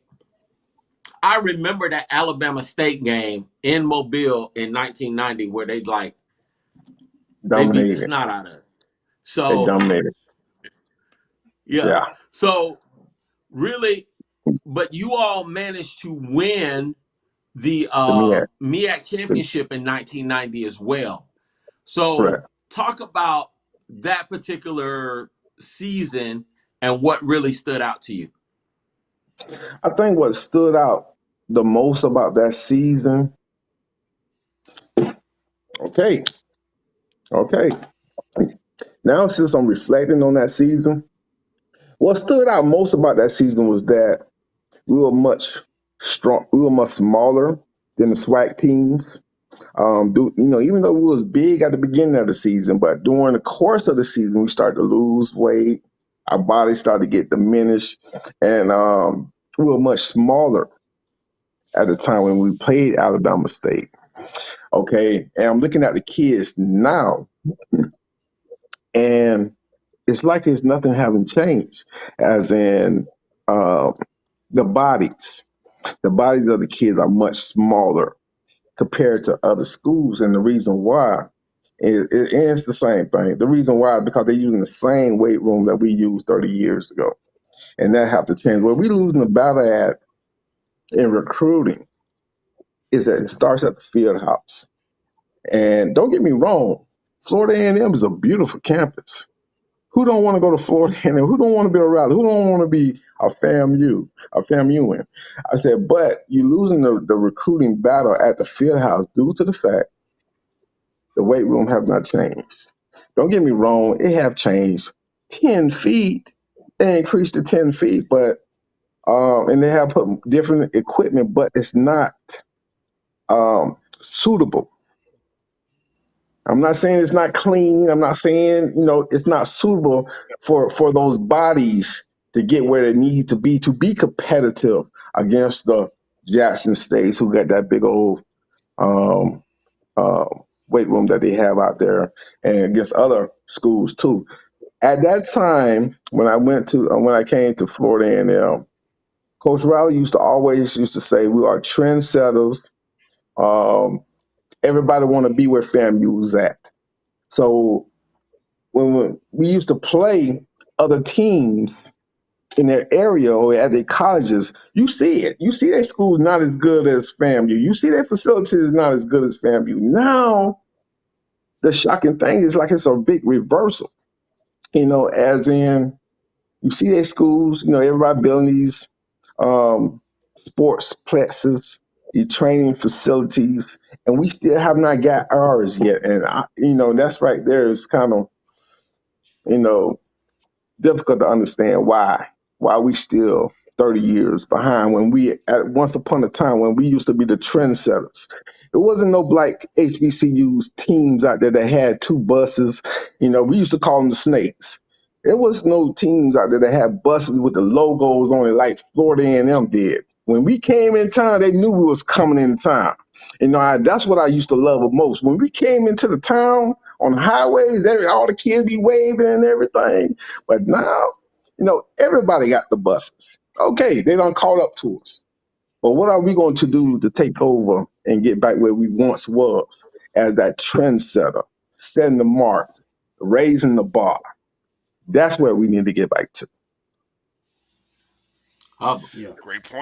Great points. Hey, Demetrius, I'm checking with our producer to kind of see when your son's going to be in with us. But let me ask you, we were talking offline about what attracted him to FAMU in when he was going through the transfer process, and you shared a great story about what attracted him to FAMU. I want you to tell that about what was it that he shared with you, and obviously, however much of it you want to share, but what was his attraction to FAMU? I think what attracted him to FAMU was due to the fact of the togetherness that some of the players that he had played with, expressed to him, like a Lovely Jenkins, like the Bowler brothers, where he had also played with them here in Orlando at Accord High School. And I know they talked to him a lot, and I know that attracted him. But when he had came here, when he had put, when Florida A&M had finally announced his name that he has committed, one of the quarterbacks had jumped into the portal. And when he had jumped into the portal, the first thing that he noticed was Coach Willie Simmons. He had put a response. Great kid, great attitude, talked great about the kid. Other coaches came on, chimed in, talked about the kid, his work ethic, and they retweeted it. So that right there alone, won him over with the coaches, as in, Daddy, these coaches really care about you, because when they announced that I was coming, he said the player jumped in the portal. They said positive thing behind him about his attitude, about his work ethic, and they retweeted it. They're trying to help this man go somewhere. He said, but when I jumped in the portal, he said he didn't get that positive response like that kid did when he was leaving Florida A&M. And that right there, he said, they really preach family. He said, of course, people always preaches or talk about family, but talking and showing action is two different things. And he said, Coach Willie Simmons really walk that walk. Yeah, Great testimony. that's definitely one of the So differences we're let me seeing. ask you there. I got to jump in there because you went Yeah, to go ahead. FAM, and you came at a time where at FAMU you really had to have a strong spades game, a really strong spades game. So I'm the what I best want to at it know now. is, do you I'm the best play? at it because I lived in Paddlefoot, so a lot of people don't know about that Paddlefoot spades game in the red. In the red. So did y'all play? Did y'all play deuces wild or did you play straight up? Oh, we played straight up. We played the big joker, little joker. Deuces, diamonds, spades. Deuces wild, yes sir. Yeah. We coming So were at you the you. type of player that slammed your card down on the table, or were you kind of chill with it? You know what? It depends on what kind of mood I'm in at the moment or who I'm playing, because I might flip it over on you. So I might flip your card over and slap it. You got to have, that's a move. you got to have that wrist with it, man. You got to have. What? boy. Hey, let's do this. Let's take a short break. Hang in there with Demetrius, and let's see if we can get DJ on with us on the other side of this break, because we did want to get some time with him. I know we don't want to keep him up too late because he had a class tonight, but we want to definitely get a few comments with him before we let you guys go. So hang tight with us. You're watching the O&G Strike Zone. We'll come back on the other side. Hopefully we'll have DJ Boney on as well. We'll be back in just a moment. Nope. Come on, him. Ooh, I like him.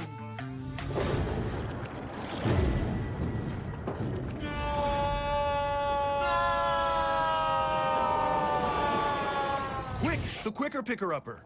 Bounty picks up messes quicker, and each sheet is 2 times more absorbent, so you can use less. He's an 8. He's a 9. Bounty, the quicker picker-upper.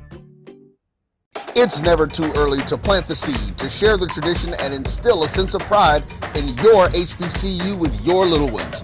HBCU Pride and Joy Children's Boutique helps you share your school spirit with a wide selection of adorable kids' apparel and accessories officially licensed from your favorite HBCU. Visit hbcupridejoy.com and follow us on all social media at HBCU Pride Joy on Facebook and Twitter. Q Time is a classic Atlanta soul food restaurant located in the historic West End. Q Time Soul Food is a family business started by Fred and Christine Crenshaw.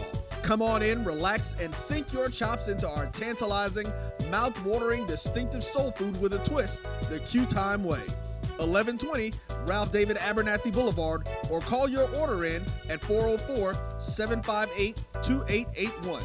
Do you miss your mama's cooking? Then come on down to Q Time, an Urban Passport member.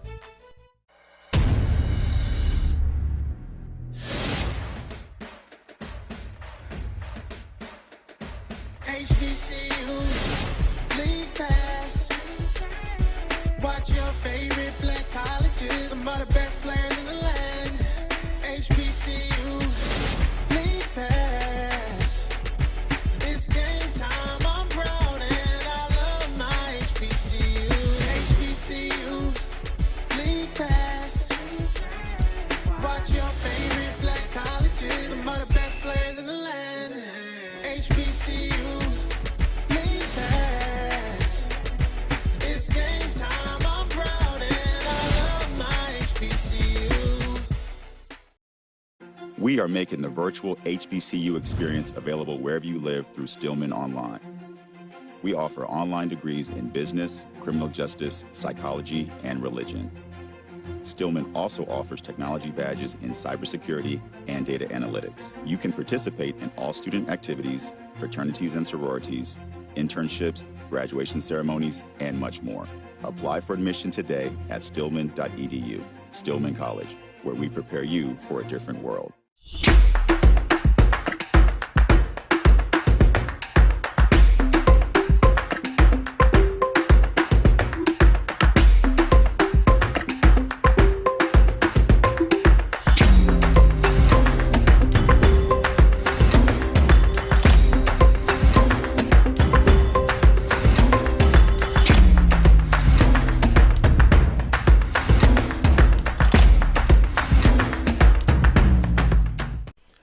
At Hampton Law, our primary goal is to provide non-traditional yet effective solutions and redefine the approach to client legal concerns.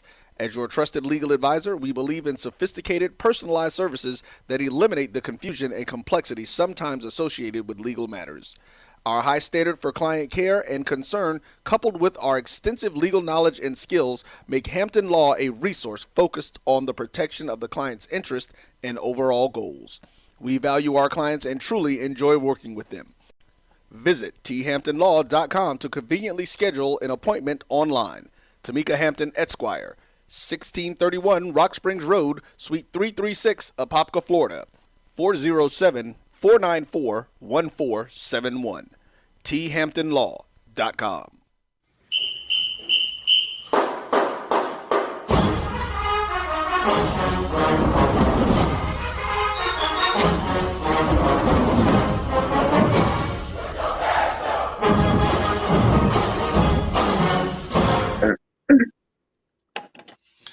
All right, welcome back to the O&G Strike Zone. Brian, Kelvin, Kofi, Demetrius Boney, and joining us via audio, his son and 2023 recruit, DJ Boney. DJ, welcome to the O&G. How you doing tonight? I'm doing fine, and it's a pleasure to be here. All right, man. Well, hey, thank you and congratulations on joining the family. You know, you're talk a little bit about the journey to FAMU. You know, your family, mom, dad, both Rattlers. What's the experience like for you to be going to their school, pretty much, and soon to be your school? Well, I can say the experience been surreal, honestly. Since growing up in the HBCU household, I always went to the FAMU games, like the Classic. When it came to Orlando, I was going to that game for a few years. So I basically grew up around it, you know, seeing it every day. My parents repping them, so you know, it was instilled at me at an early age. All right. Kelvin, go ahead. Hey, DJ, did you see any of your dad old films? And I want you to critique him. What you thought about his play at FAMU? See, I ain't really see too much. See, I Hey, seen you know we have I done seen VHS. some articles. I seen articles, but I don't really get into that VHS stuff. You know, I don't watch that old film. I like the HD, 4K quality. You know. Hey, he said he ain't got no play it on. And we used to have the reel. We used to have the reel, the VHS tapes. You know, we thought we were doing something back there with the tapes, cassette tapes. Yeah. Okay, a follow up, DJ. Obviously, being from the Central Florida area, we have quite a few guys on the team from that area. Just talk about your relationship with those guys and what role, if any, they played in your decision once you made a decision to get into the transfer portal to come to FAMU. Honestly, my relationship with all these guys that's from Central Florida it's good. You know, I always been friends with them since I've been playing football, since as long as I knew them. We communicate. We've been communicating throughout the whole process, so it wasn't a hard decision making when I had the opportunity. And plus, I couldn't pass up on that opportunity when I did get the chance to come to FAMU. So it was a blessing, honestly. Awesome. Go ahead, Kofi. Oh, man. So obviously, Tom Brady retired this morning. Talk about the quarterbacks that you watched or admired growing up, and then give me your Super Bowl pick. I'm gonna be honest. I was a Cam Newton fan. I was heavy on Cam Newton, especially when he was at Auburn and throughout his career at Carolina. So I always was watching Cam Newton highlights. I like Lamar Jackson. I love Deshaun Watson, and yeah, them really my top QBs. Honestly, when watching, like just growing up that I grew up on. So I like those three. My Super Bowl pick too. I like the Eagles. I like Philly. I want to see Jalen Hurts get a Super Bowl. I want to see that. So yeah. Big Hey, underdog. how Demetrius? What's funny is I'm listening to your son talk about quarterbacks that influenced him, and he's talking all black quarterbacks. When we were in college, all of us, there were very few. Like the selection, he named 3 guys who have been at the high level. And I mean, what is that when you hear that? What does that tell you about, just where the position is, and what does that mean to you as a father when you hear those type of names, that's who your son is watching? It's an honor. Plus, you got to understand the journey that we took. We went to IMG. And the reason why I mentioned that because we at the time he went to IMG, it was 2 black quarterbacks. It was him and another guy down there that also played. And when you had IMG, a predominantly white institution and everything, he got it firsthand of how hard it was to be a black quarterback in America. And one of his coaches, when he was leaving out, one of his coaches was Sean King. And that's what he was pretty much preaching to him. Don't get me wrong. Okay, he had the big fat head of Cam Newton and everything. I used to take him to see Deshaun Watson because I was looking at his plate, and like I was telling him at the time he was coming up through youth league, the quarterback position is changing. They're going away from the pro style. They're going to become a dinosaur. Everything going to be a dual threat. You're going to have to be able to move in the pocket. When I look at DJ at a young age, what I see, what you might know, I see a Randall Cunningham. He might not know Randall Cunningham, but I see a Randall Cunningham, tall, slender, very elusive. You know what I'm saying? With a big arm and quick. That's what I see when I see DJ. Don't get me wrong. I call it Houdiniism because the moves he do in the pocket and how he maneuvers the pocket and the things he do, it's like, how did he get out of that? Or how did he make that happen? So that's what I see when I see my son play. Wow. Cool. DJ, yeah, DJ Randall Cunningham. Does that sound familiar to you? You have you had a chance to Yeah, check of out course the it sounds YouTube? familiar. Okay, make sure you Yeah, check of him course out it on sounds YouTube. familiar. Hey, Yeah. let me ask, as a quarterback, Coach Simmons obviously is a quarterback. You've watched this FAMU offense. What do you what is impressive to you? What do you like about this FAMU offense as you've had a chance to watch it over the last couple of seasons?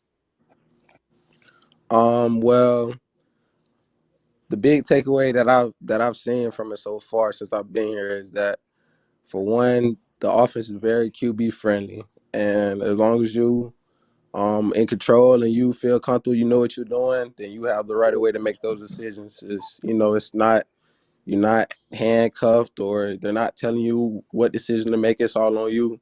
Being a quarterback on the field, you're the leader on the field, and you're the field general. So I like that. That's one thing I really loved about his offense and how it's been ran here at FAMU. So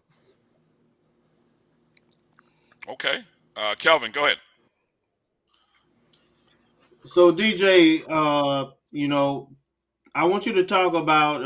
I know you, a few weeks into classes and everything, and getting situated as a student athlete at FAMU. But just tell me your first impressions, how the first couple of weeks going, what you like, and so forth, and then push that into. I'm assuming y'all doing off season uh, drills and so forth. Tell me how that's going.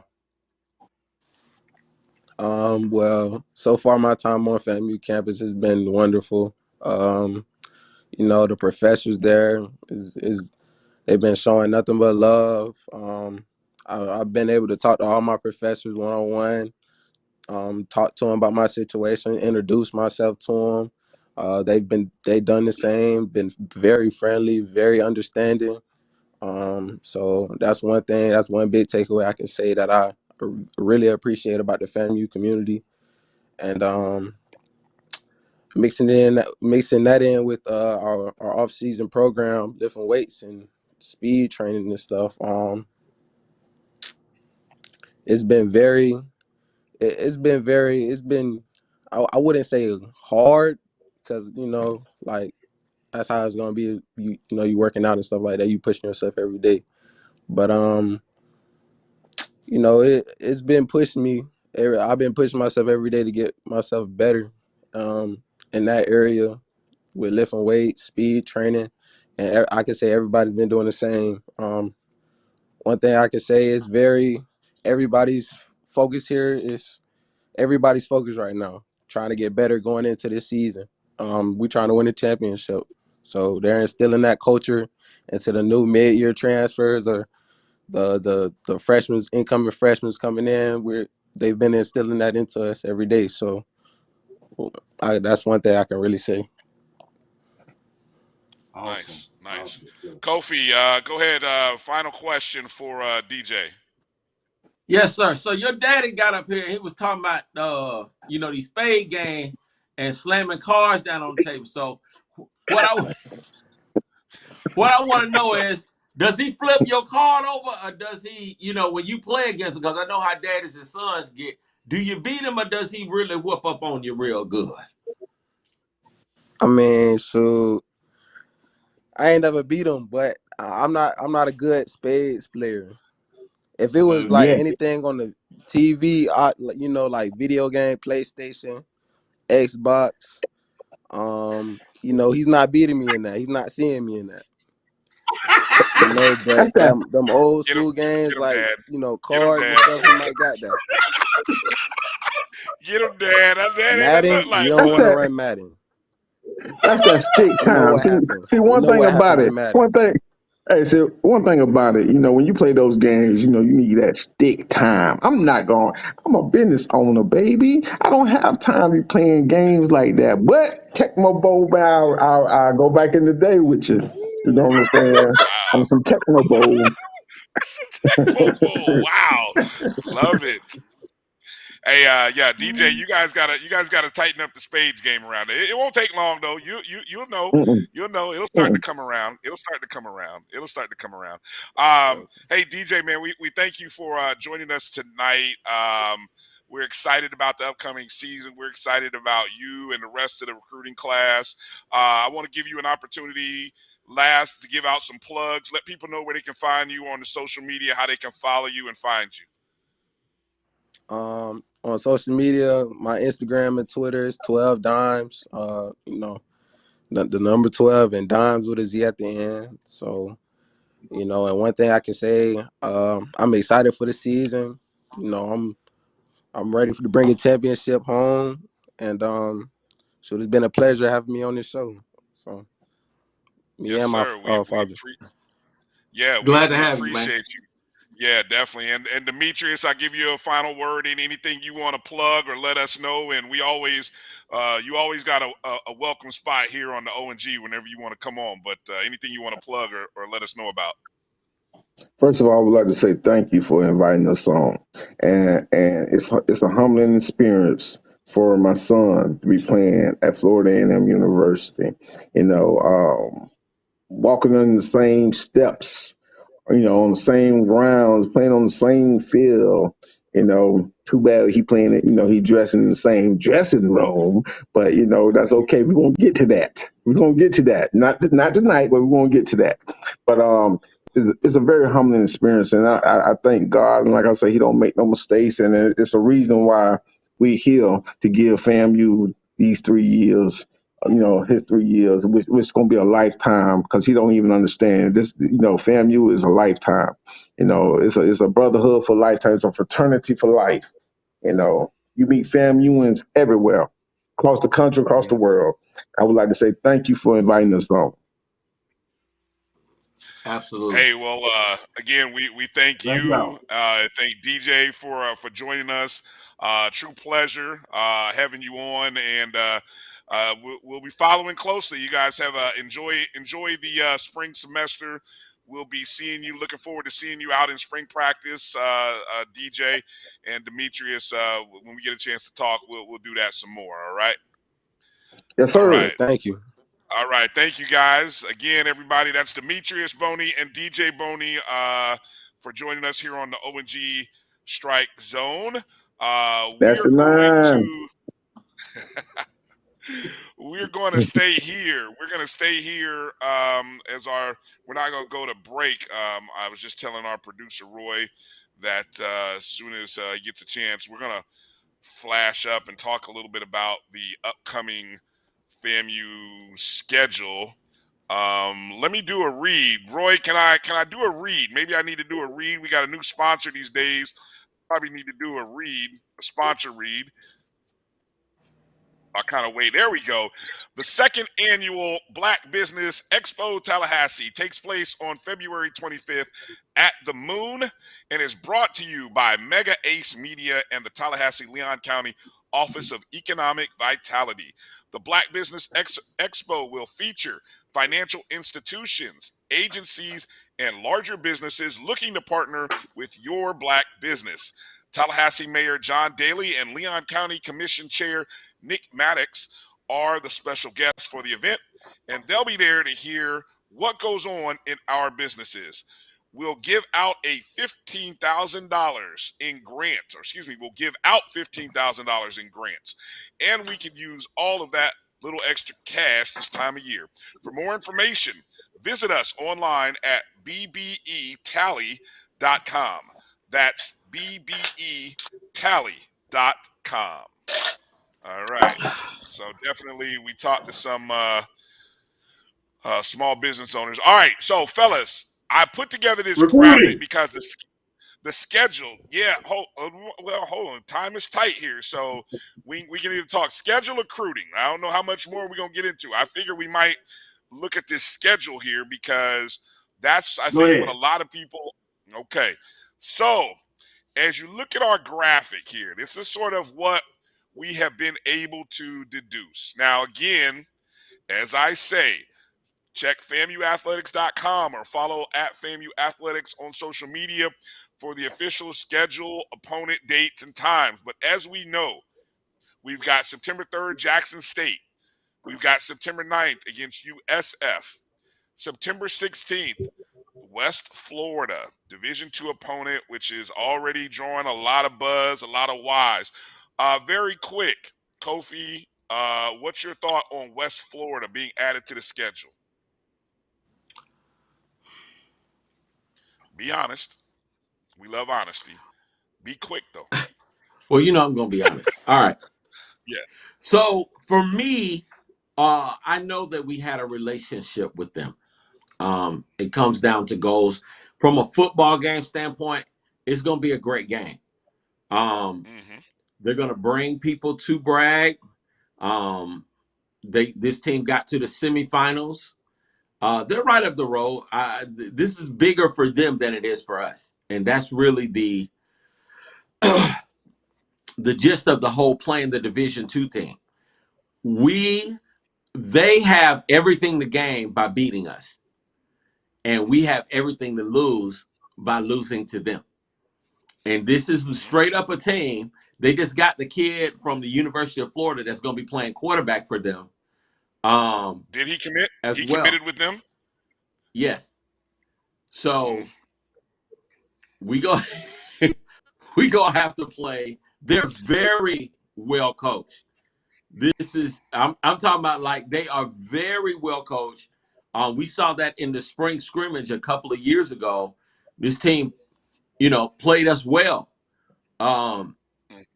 They beat McNeese a couple of years ago. I think, was that 2019 or was that 2021? That was the year they won the title. 2019 was the year they won the national championship in Division II. Okay, so 2021 was when they beat McNeese. Okay. But they beat McNeese at McNeese. So this is a good team. They have Florida athletes. They've got Bama athletes. They've got Georgia athletes. They're good. So we're going to have to play our A game if we're expected to beat them. They're good. Kelvin, your thoughts there on West Florida? Don't like it. I wanted an all FCS schedule. If we're going to play a D2, I'd rather get our money to the HBCUs that we got history with, and that will bring a better crowd. It doesn't make sense to me. Don't like it. All right, let's put the schedule back up there and go through the rest of what we do know. So we do know, we believe that we are traveling to Southern on October 7th. Okay, so Hey, Mississippi Valley is on the 30th. And Alabama State is on the 23rd at home. Okay, so those are two that I didn't have earlier in the day. Okay, so that leaves. Okay, so wait a minute. Let's read back. So who's on the 23rd again? We're saying the 23rd is who? A home game against Alabama State. Alabama State, September 23rd. September 30th is a road game at Valley. Correct. Okay, so that leaves Alabama State plus another team to fill either the October 14th date, November 4th, or November 11th date. So that's 3 open dates. November 4th. November 4th. Alabama is A&M. Alabama A&M. Okay, so that now leaves the 14th of October That's or an the open 11th date. of November. Okay, so as we can see, we have Texas Southern. We're traveling to Houston on the 21st. Homecoming is believed to be October 28th against Prairie View in Tallahassee. Obviously, the Bethune-Cookman game's 18th. Where would you guys want the bye? Where do you think the bye should be? October 14th? Well, November at this 11th? point, it's not a matter of where we want the bye. The bye is going to be on the 14th. So you think that they're looking for an opponent to play I on know November for a 11th? fact that the bye is on the 14th. I know the 11th team. So the question is, wait a minute, you what? And here's the advantage. Here's the advantage to that, by the way. Yes. The advantage to that is Florida State has released their schedule. They're at home the first 3 weeks of October. So we'll be on the road twice and we'll be open. So we won't have any conflicts. There'll be a wait for homecoming this year at Wake Forest when we play Prairie View. So there are no conflicts with FSU football in the month of October. Okay, so Kofi, as you just said, you said you investigated and you believe you know who the opponent is, or you know. No. I know who the 11th team is. Let's hear. Drum roll, please. Let's hear it. There's no drum roll. Y'all got to pay. Y'all got to subscribe or something. We get $100. All right, hold on. Okay, hold on. I got this. Super chats. If you're on the YouTube, you got to hit the super chats now. You can drop $1, $2, 50 cents. It's available. If we get, I don't know, or either get these likes up, something's got to happen other for Kofi to give this information out, obviously. So we got to hit it up, folks. If you're watching us on YouTube, you got about 2 minutes here before we got to close the show. And then that's November 11th. But let's put the graphic back up again. So while we wait to see whether we have any takers, because we got information here, folks. This is why you come to the ONG. You guys have been waiting around for the schedule.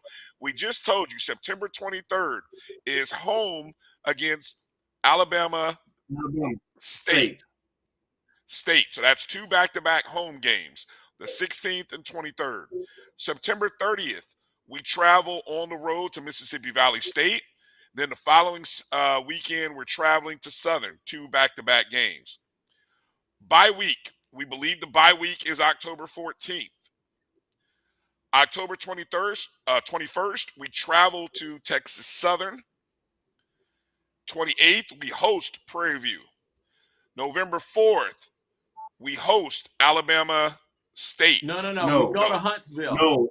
We go to Alabama A&M. Alabama State. November 4th, Alabama we travel A&M to on Alabama November the A&M. 4th. Right. And then that leaves us with the Out of conference. November out of conference game. All right. All righty. So while we wait on that, I know I want to make sure to give a shout out to for a few people. Give a shout out to a few people there on the on Facebook and YouTube. I saw Chuck Hunt there. Give a shout out to some people there on YouTube. Ashton Harris, EA, Mary 305, Jay Stokes, Tamara T, Kenya. Hey, real quick to those to Kenya and Tamara, send us an email. Send us an email, info@myjbn.com or the ONG Strike Zone at Gmail. We want to we want to appreciate you for so just send us an email. Just send us an email if you would, so that way we can get your contact information. Calvin Lydell, he's been asking us questions about why we would schedule the D2 school. Tony Webb is guessing. He's guessing Tennessee State. That's interesting, Tony. Why do you think it's Tennessee State? He wants it to be Tennessee State. He wants but it to it's be. not Tennessee State.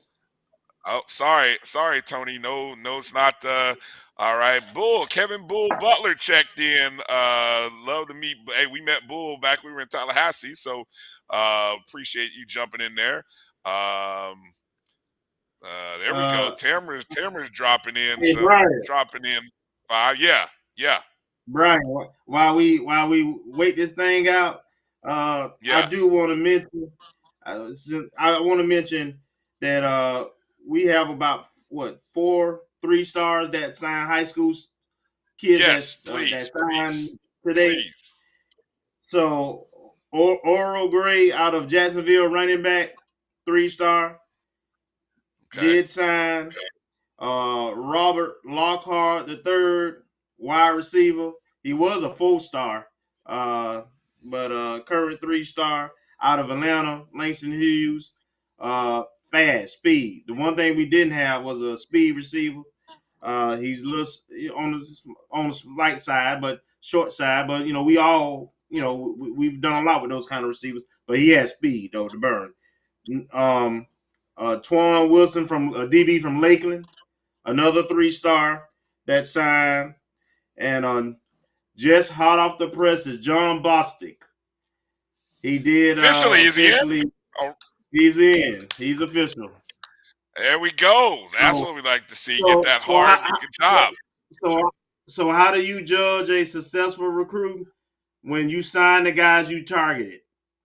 Yes, sir. The guys you exactly. And all those guys all had options. I'm talking about FBS options. So good job by the staff to close the deal. Hey, shout out to who do I want to give? They're starting to come in, Kofi. They coming in, so I don't know what's your cap. I don't know what's your cap. What's your cap, Kofi? Hey, what's the cap?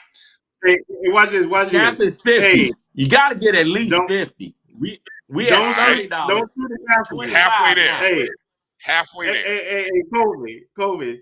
I'm gonna put a qualifier out. Don't shoot the messenger. Yeah, you don't get mad at me, okay? Don't get mad at me. Yeah, don't get mad at me. We're halfway home, folks. What's going to end up happening is Kofi may end up sending a private message to those that the rest of y'all don't come through with something. Come on now. We've been doing this show for a lot. We appreciate all your help. Damn, Montre coming in big time. We appreciate you, Montre. We appreciate you, J Mac. We appreciate you, Ashton Harris. Of course, we appreciate you, Tamara T. Folks coming in. We getting there. Man, so we wait to see what the schedule is like.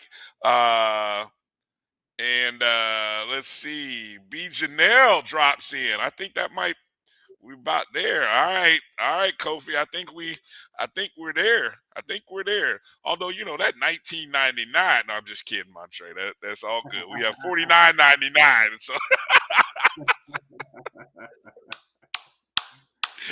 hey man, you guys are great, man. We love you guys. We appreciate Appreciate all Thank of you. you.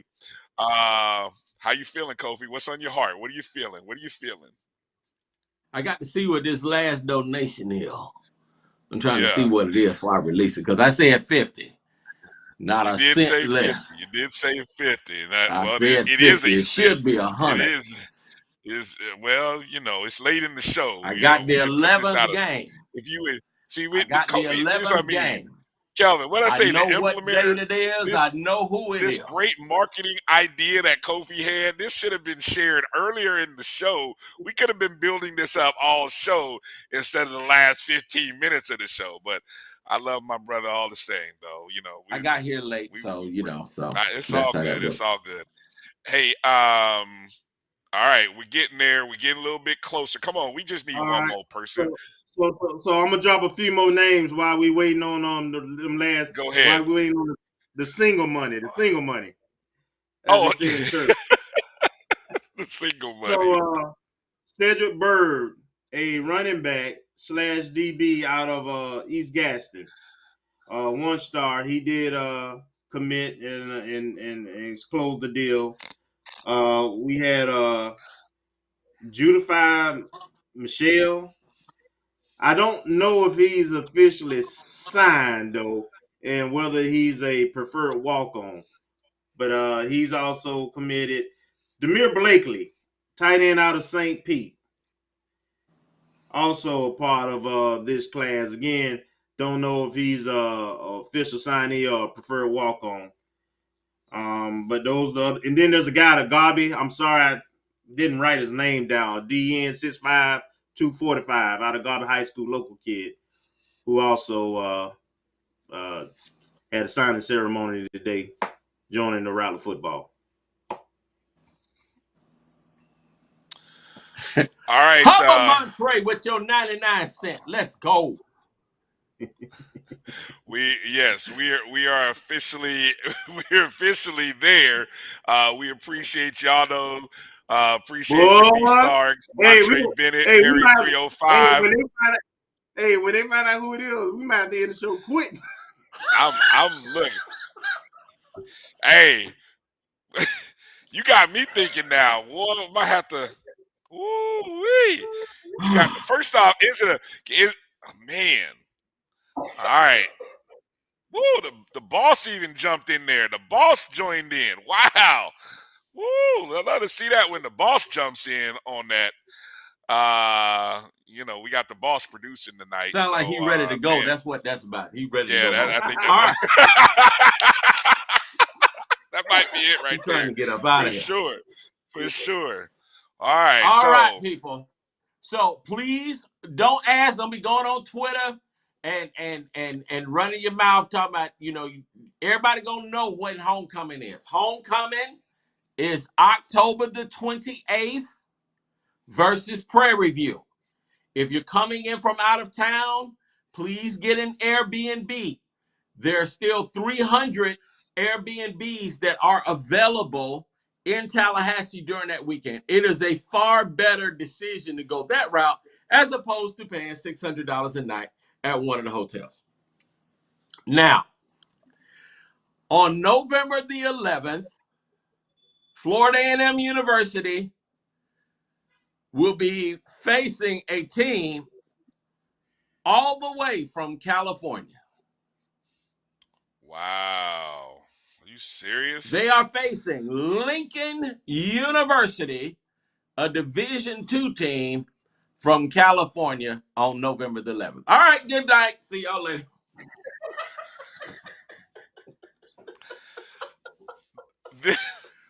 Wait a minute. This is a home game, right? Yes. All right, yeah. It's a home game. Holy cow. You know what? I just saw this school on someone else's schedule. Texas Southern played them last year. That's what I saw. I saw them on Texas Southern schedule. That's where I saw. Lincoln University, not of Missouri, not of where the other Lincoln, not of Pennsylvania. Yeah, no. Lincoln University not an HBCU. Lincoln. I wonder if this came about after. Obviously we had a large contingent out in California last week. That ain't have Had nothing. nothing to do with it. Don't be making okay. See, you're making me mad. You're making me trying to- mad. You're making drawing. You are making me mad, and Okay, it's the all end right. of the show. Yes. Okay. I'm sorry. You're making me mad. Gotcha. All right. 9. I do Lauren not says want to they're go playing on a Southern nice and little Texas rant. Southern this year. Listen. Is this the new VUL? Is this the new VUL? Is this are they the new VUL? Lincoln, California? They've got Lincoln Southern University out of California. What's it's the not nickname? an HBCU. They're not an HBCU. Okay. But What's we're the playing nickname? them. That's our final home game. It will probably be the military game. But Senior I want to night. say this. If we really, really, really want our presence known, or our desires, we need to communicate that to the staff in terms of what we want from our schedule. I was upset, but I can't control it because I'm not the schedule maker. So my therapist told me that don't get mad at the stuff you can't control. But that's not going to prevent me from saying I'm disappointed, I'm upset, but it's Celebration Bowl or bust for this team. It's Celebration Bowl or bust. We have got to beat Jackson State. We can't sleep on nobody on the schedule. Everybody in the SWAC can slap show play. Alabama A&M, Alabama State, they're going to be improved. We got them at home. Prairie View will not be a pushover. That's going to be tough. Well, it's homecoming, so it's going to be crunk. Then you got Texas Southern out there with Andrew Body and them. That's going to be, Southern University out there is never easy. We got to bring it every single week. Every single week. We cannot have any slip-ups. If not, just plan on staying home. We will not be going to the playoffs. So don't even worry about it. So it's SWAC, Celebration Bowl or bust. The Oaklanders, Lincoln University, nicknamed the Oaklanders, based out of Oakland, California. Schedule's supposed to be. Love you guys, man. I just if we want change, we've got to be a part of that change. I know that I was thinking, okay, so it's Celebration Bowl, and I was talking with my brother on today, and so he was saying, because I was like, it's Celebration, we ain't trying to go, and he's like, it's not really about that. It's about creating the best possible experience for our student athletes and giving them a fair opportunity to play extra games and compete. And let me say this, make money. Now, the make money thing really is really on us. I don't care. I'm of the mindset that I don't care who we're playing, we need to be there. For basketball, softball, football, all of it. If we have the capacity to be there, we need to be there for our team. That gives us, that helps the athletic department, it helps the team, and it shows, I want to say, our level of commitment, and I think that we can. Like, what's the highest number of season tickets we've ever sold, Kevin? Isn't it about 5,000? Yeah, like 4,900 or 800, somewhere around there. Yeah, we got to get to 7,000 season tickets this year. If we can get to 10,000, that'll be the bomb. But let's not make excuses. Let's pack Bragg out. Let's be mad. Let's let our voices be known. For me, we've got to get Tennessee State back on the schedule, and in my opinion, by any means necessary. I really feel like that's a legacy game. Whether they join the SWAC or not, that's a legacy game, and that's that. And if we want that to happen, we need to right the powers that be and let them know that this is who we want. We want the A&Ts. We want the Mercers. We want the Kennesaw States. We want what's that other team? Tennessee State. We want them on our schedule. We're not ducking no other sport.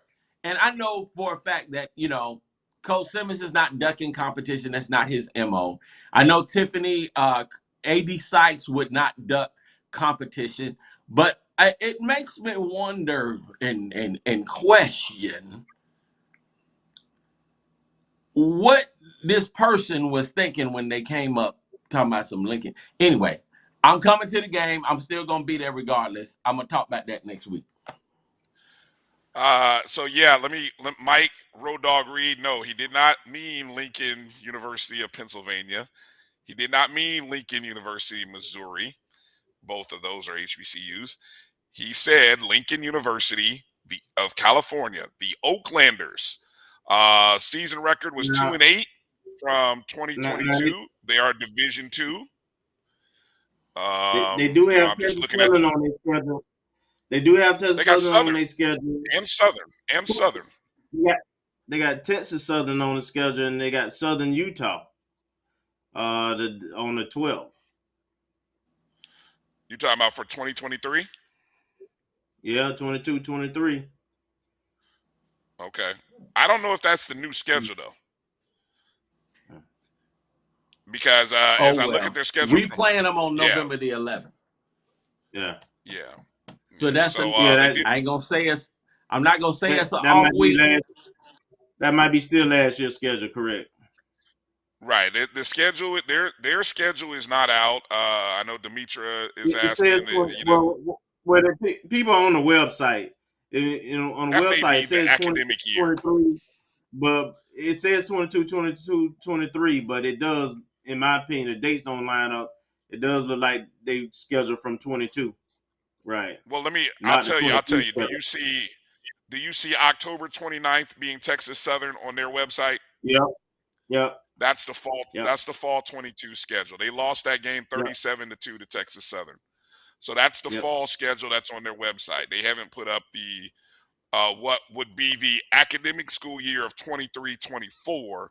They haven't put that on. So all right, folks. Just for the record, for everybody that's checking the Lincoln University website, it's not on there yet. Yeah, exactly. It's not on there yet because everybody. But it's not on there. But you heard it. You heard it here first on the ONG. So when you see it elsewhere, make sure you come back and reference that. Oh yeah, the guys on the ONG Strike Zone, they broke that news Wednesday night, first day of the month, Black History Month. Kofi Hemingway, breaking news, investigative reporter, making things happen. All right, we got to get out of here. We broke news. We blew the internet up. Y'all gonna be talking about this for the next day plus.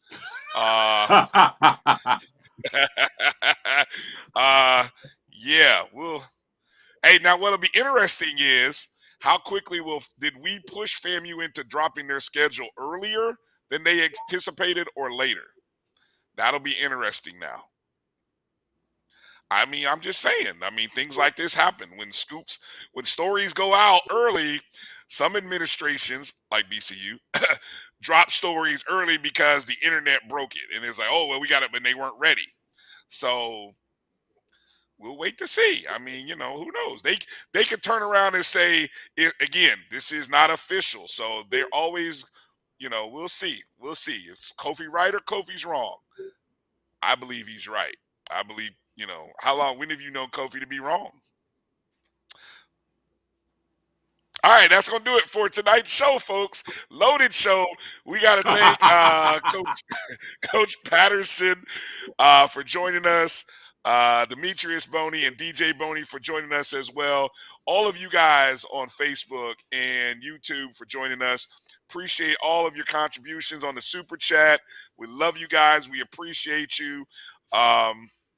Make sure you're following the ONG Strike Zone on Facebook, Twitter, and Instagram at ONG Strike Zone.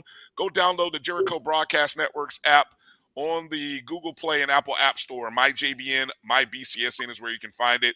And then the podcast will be up later. All of the podcasts of the Black College Sports Network will be available on the BCSN Pod Zone everywhere you listen to podcasts. So for our producer, Roy, do I need to give one more read? Do I give one more read here before we go?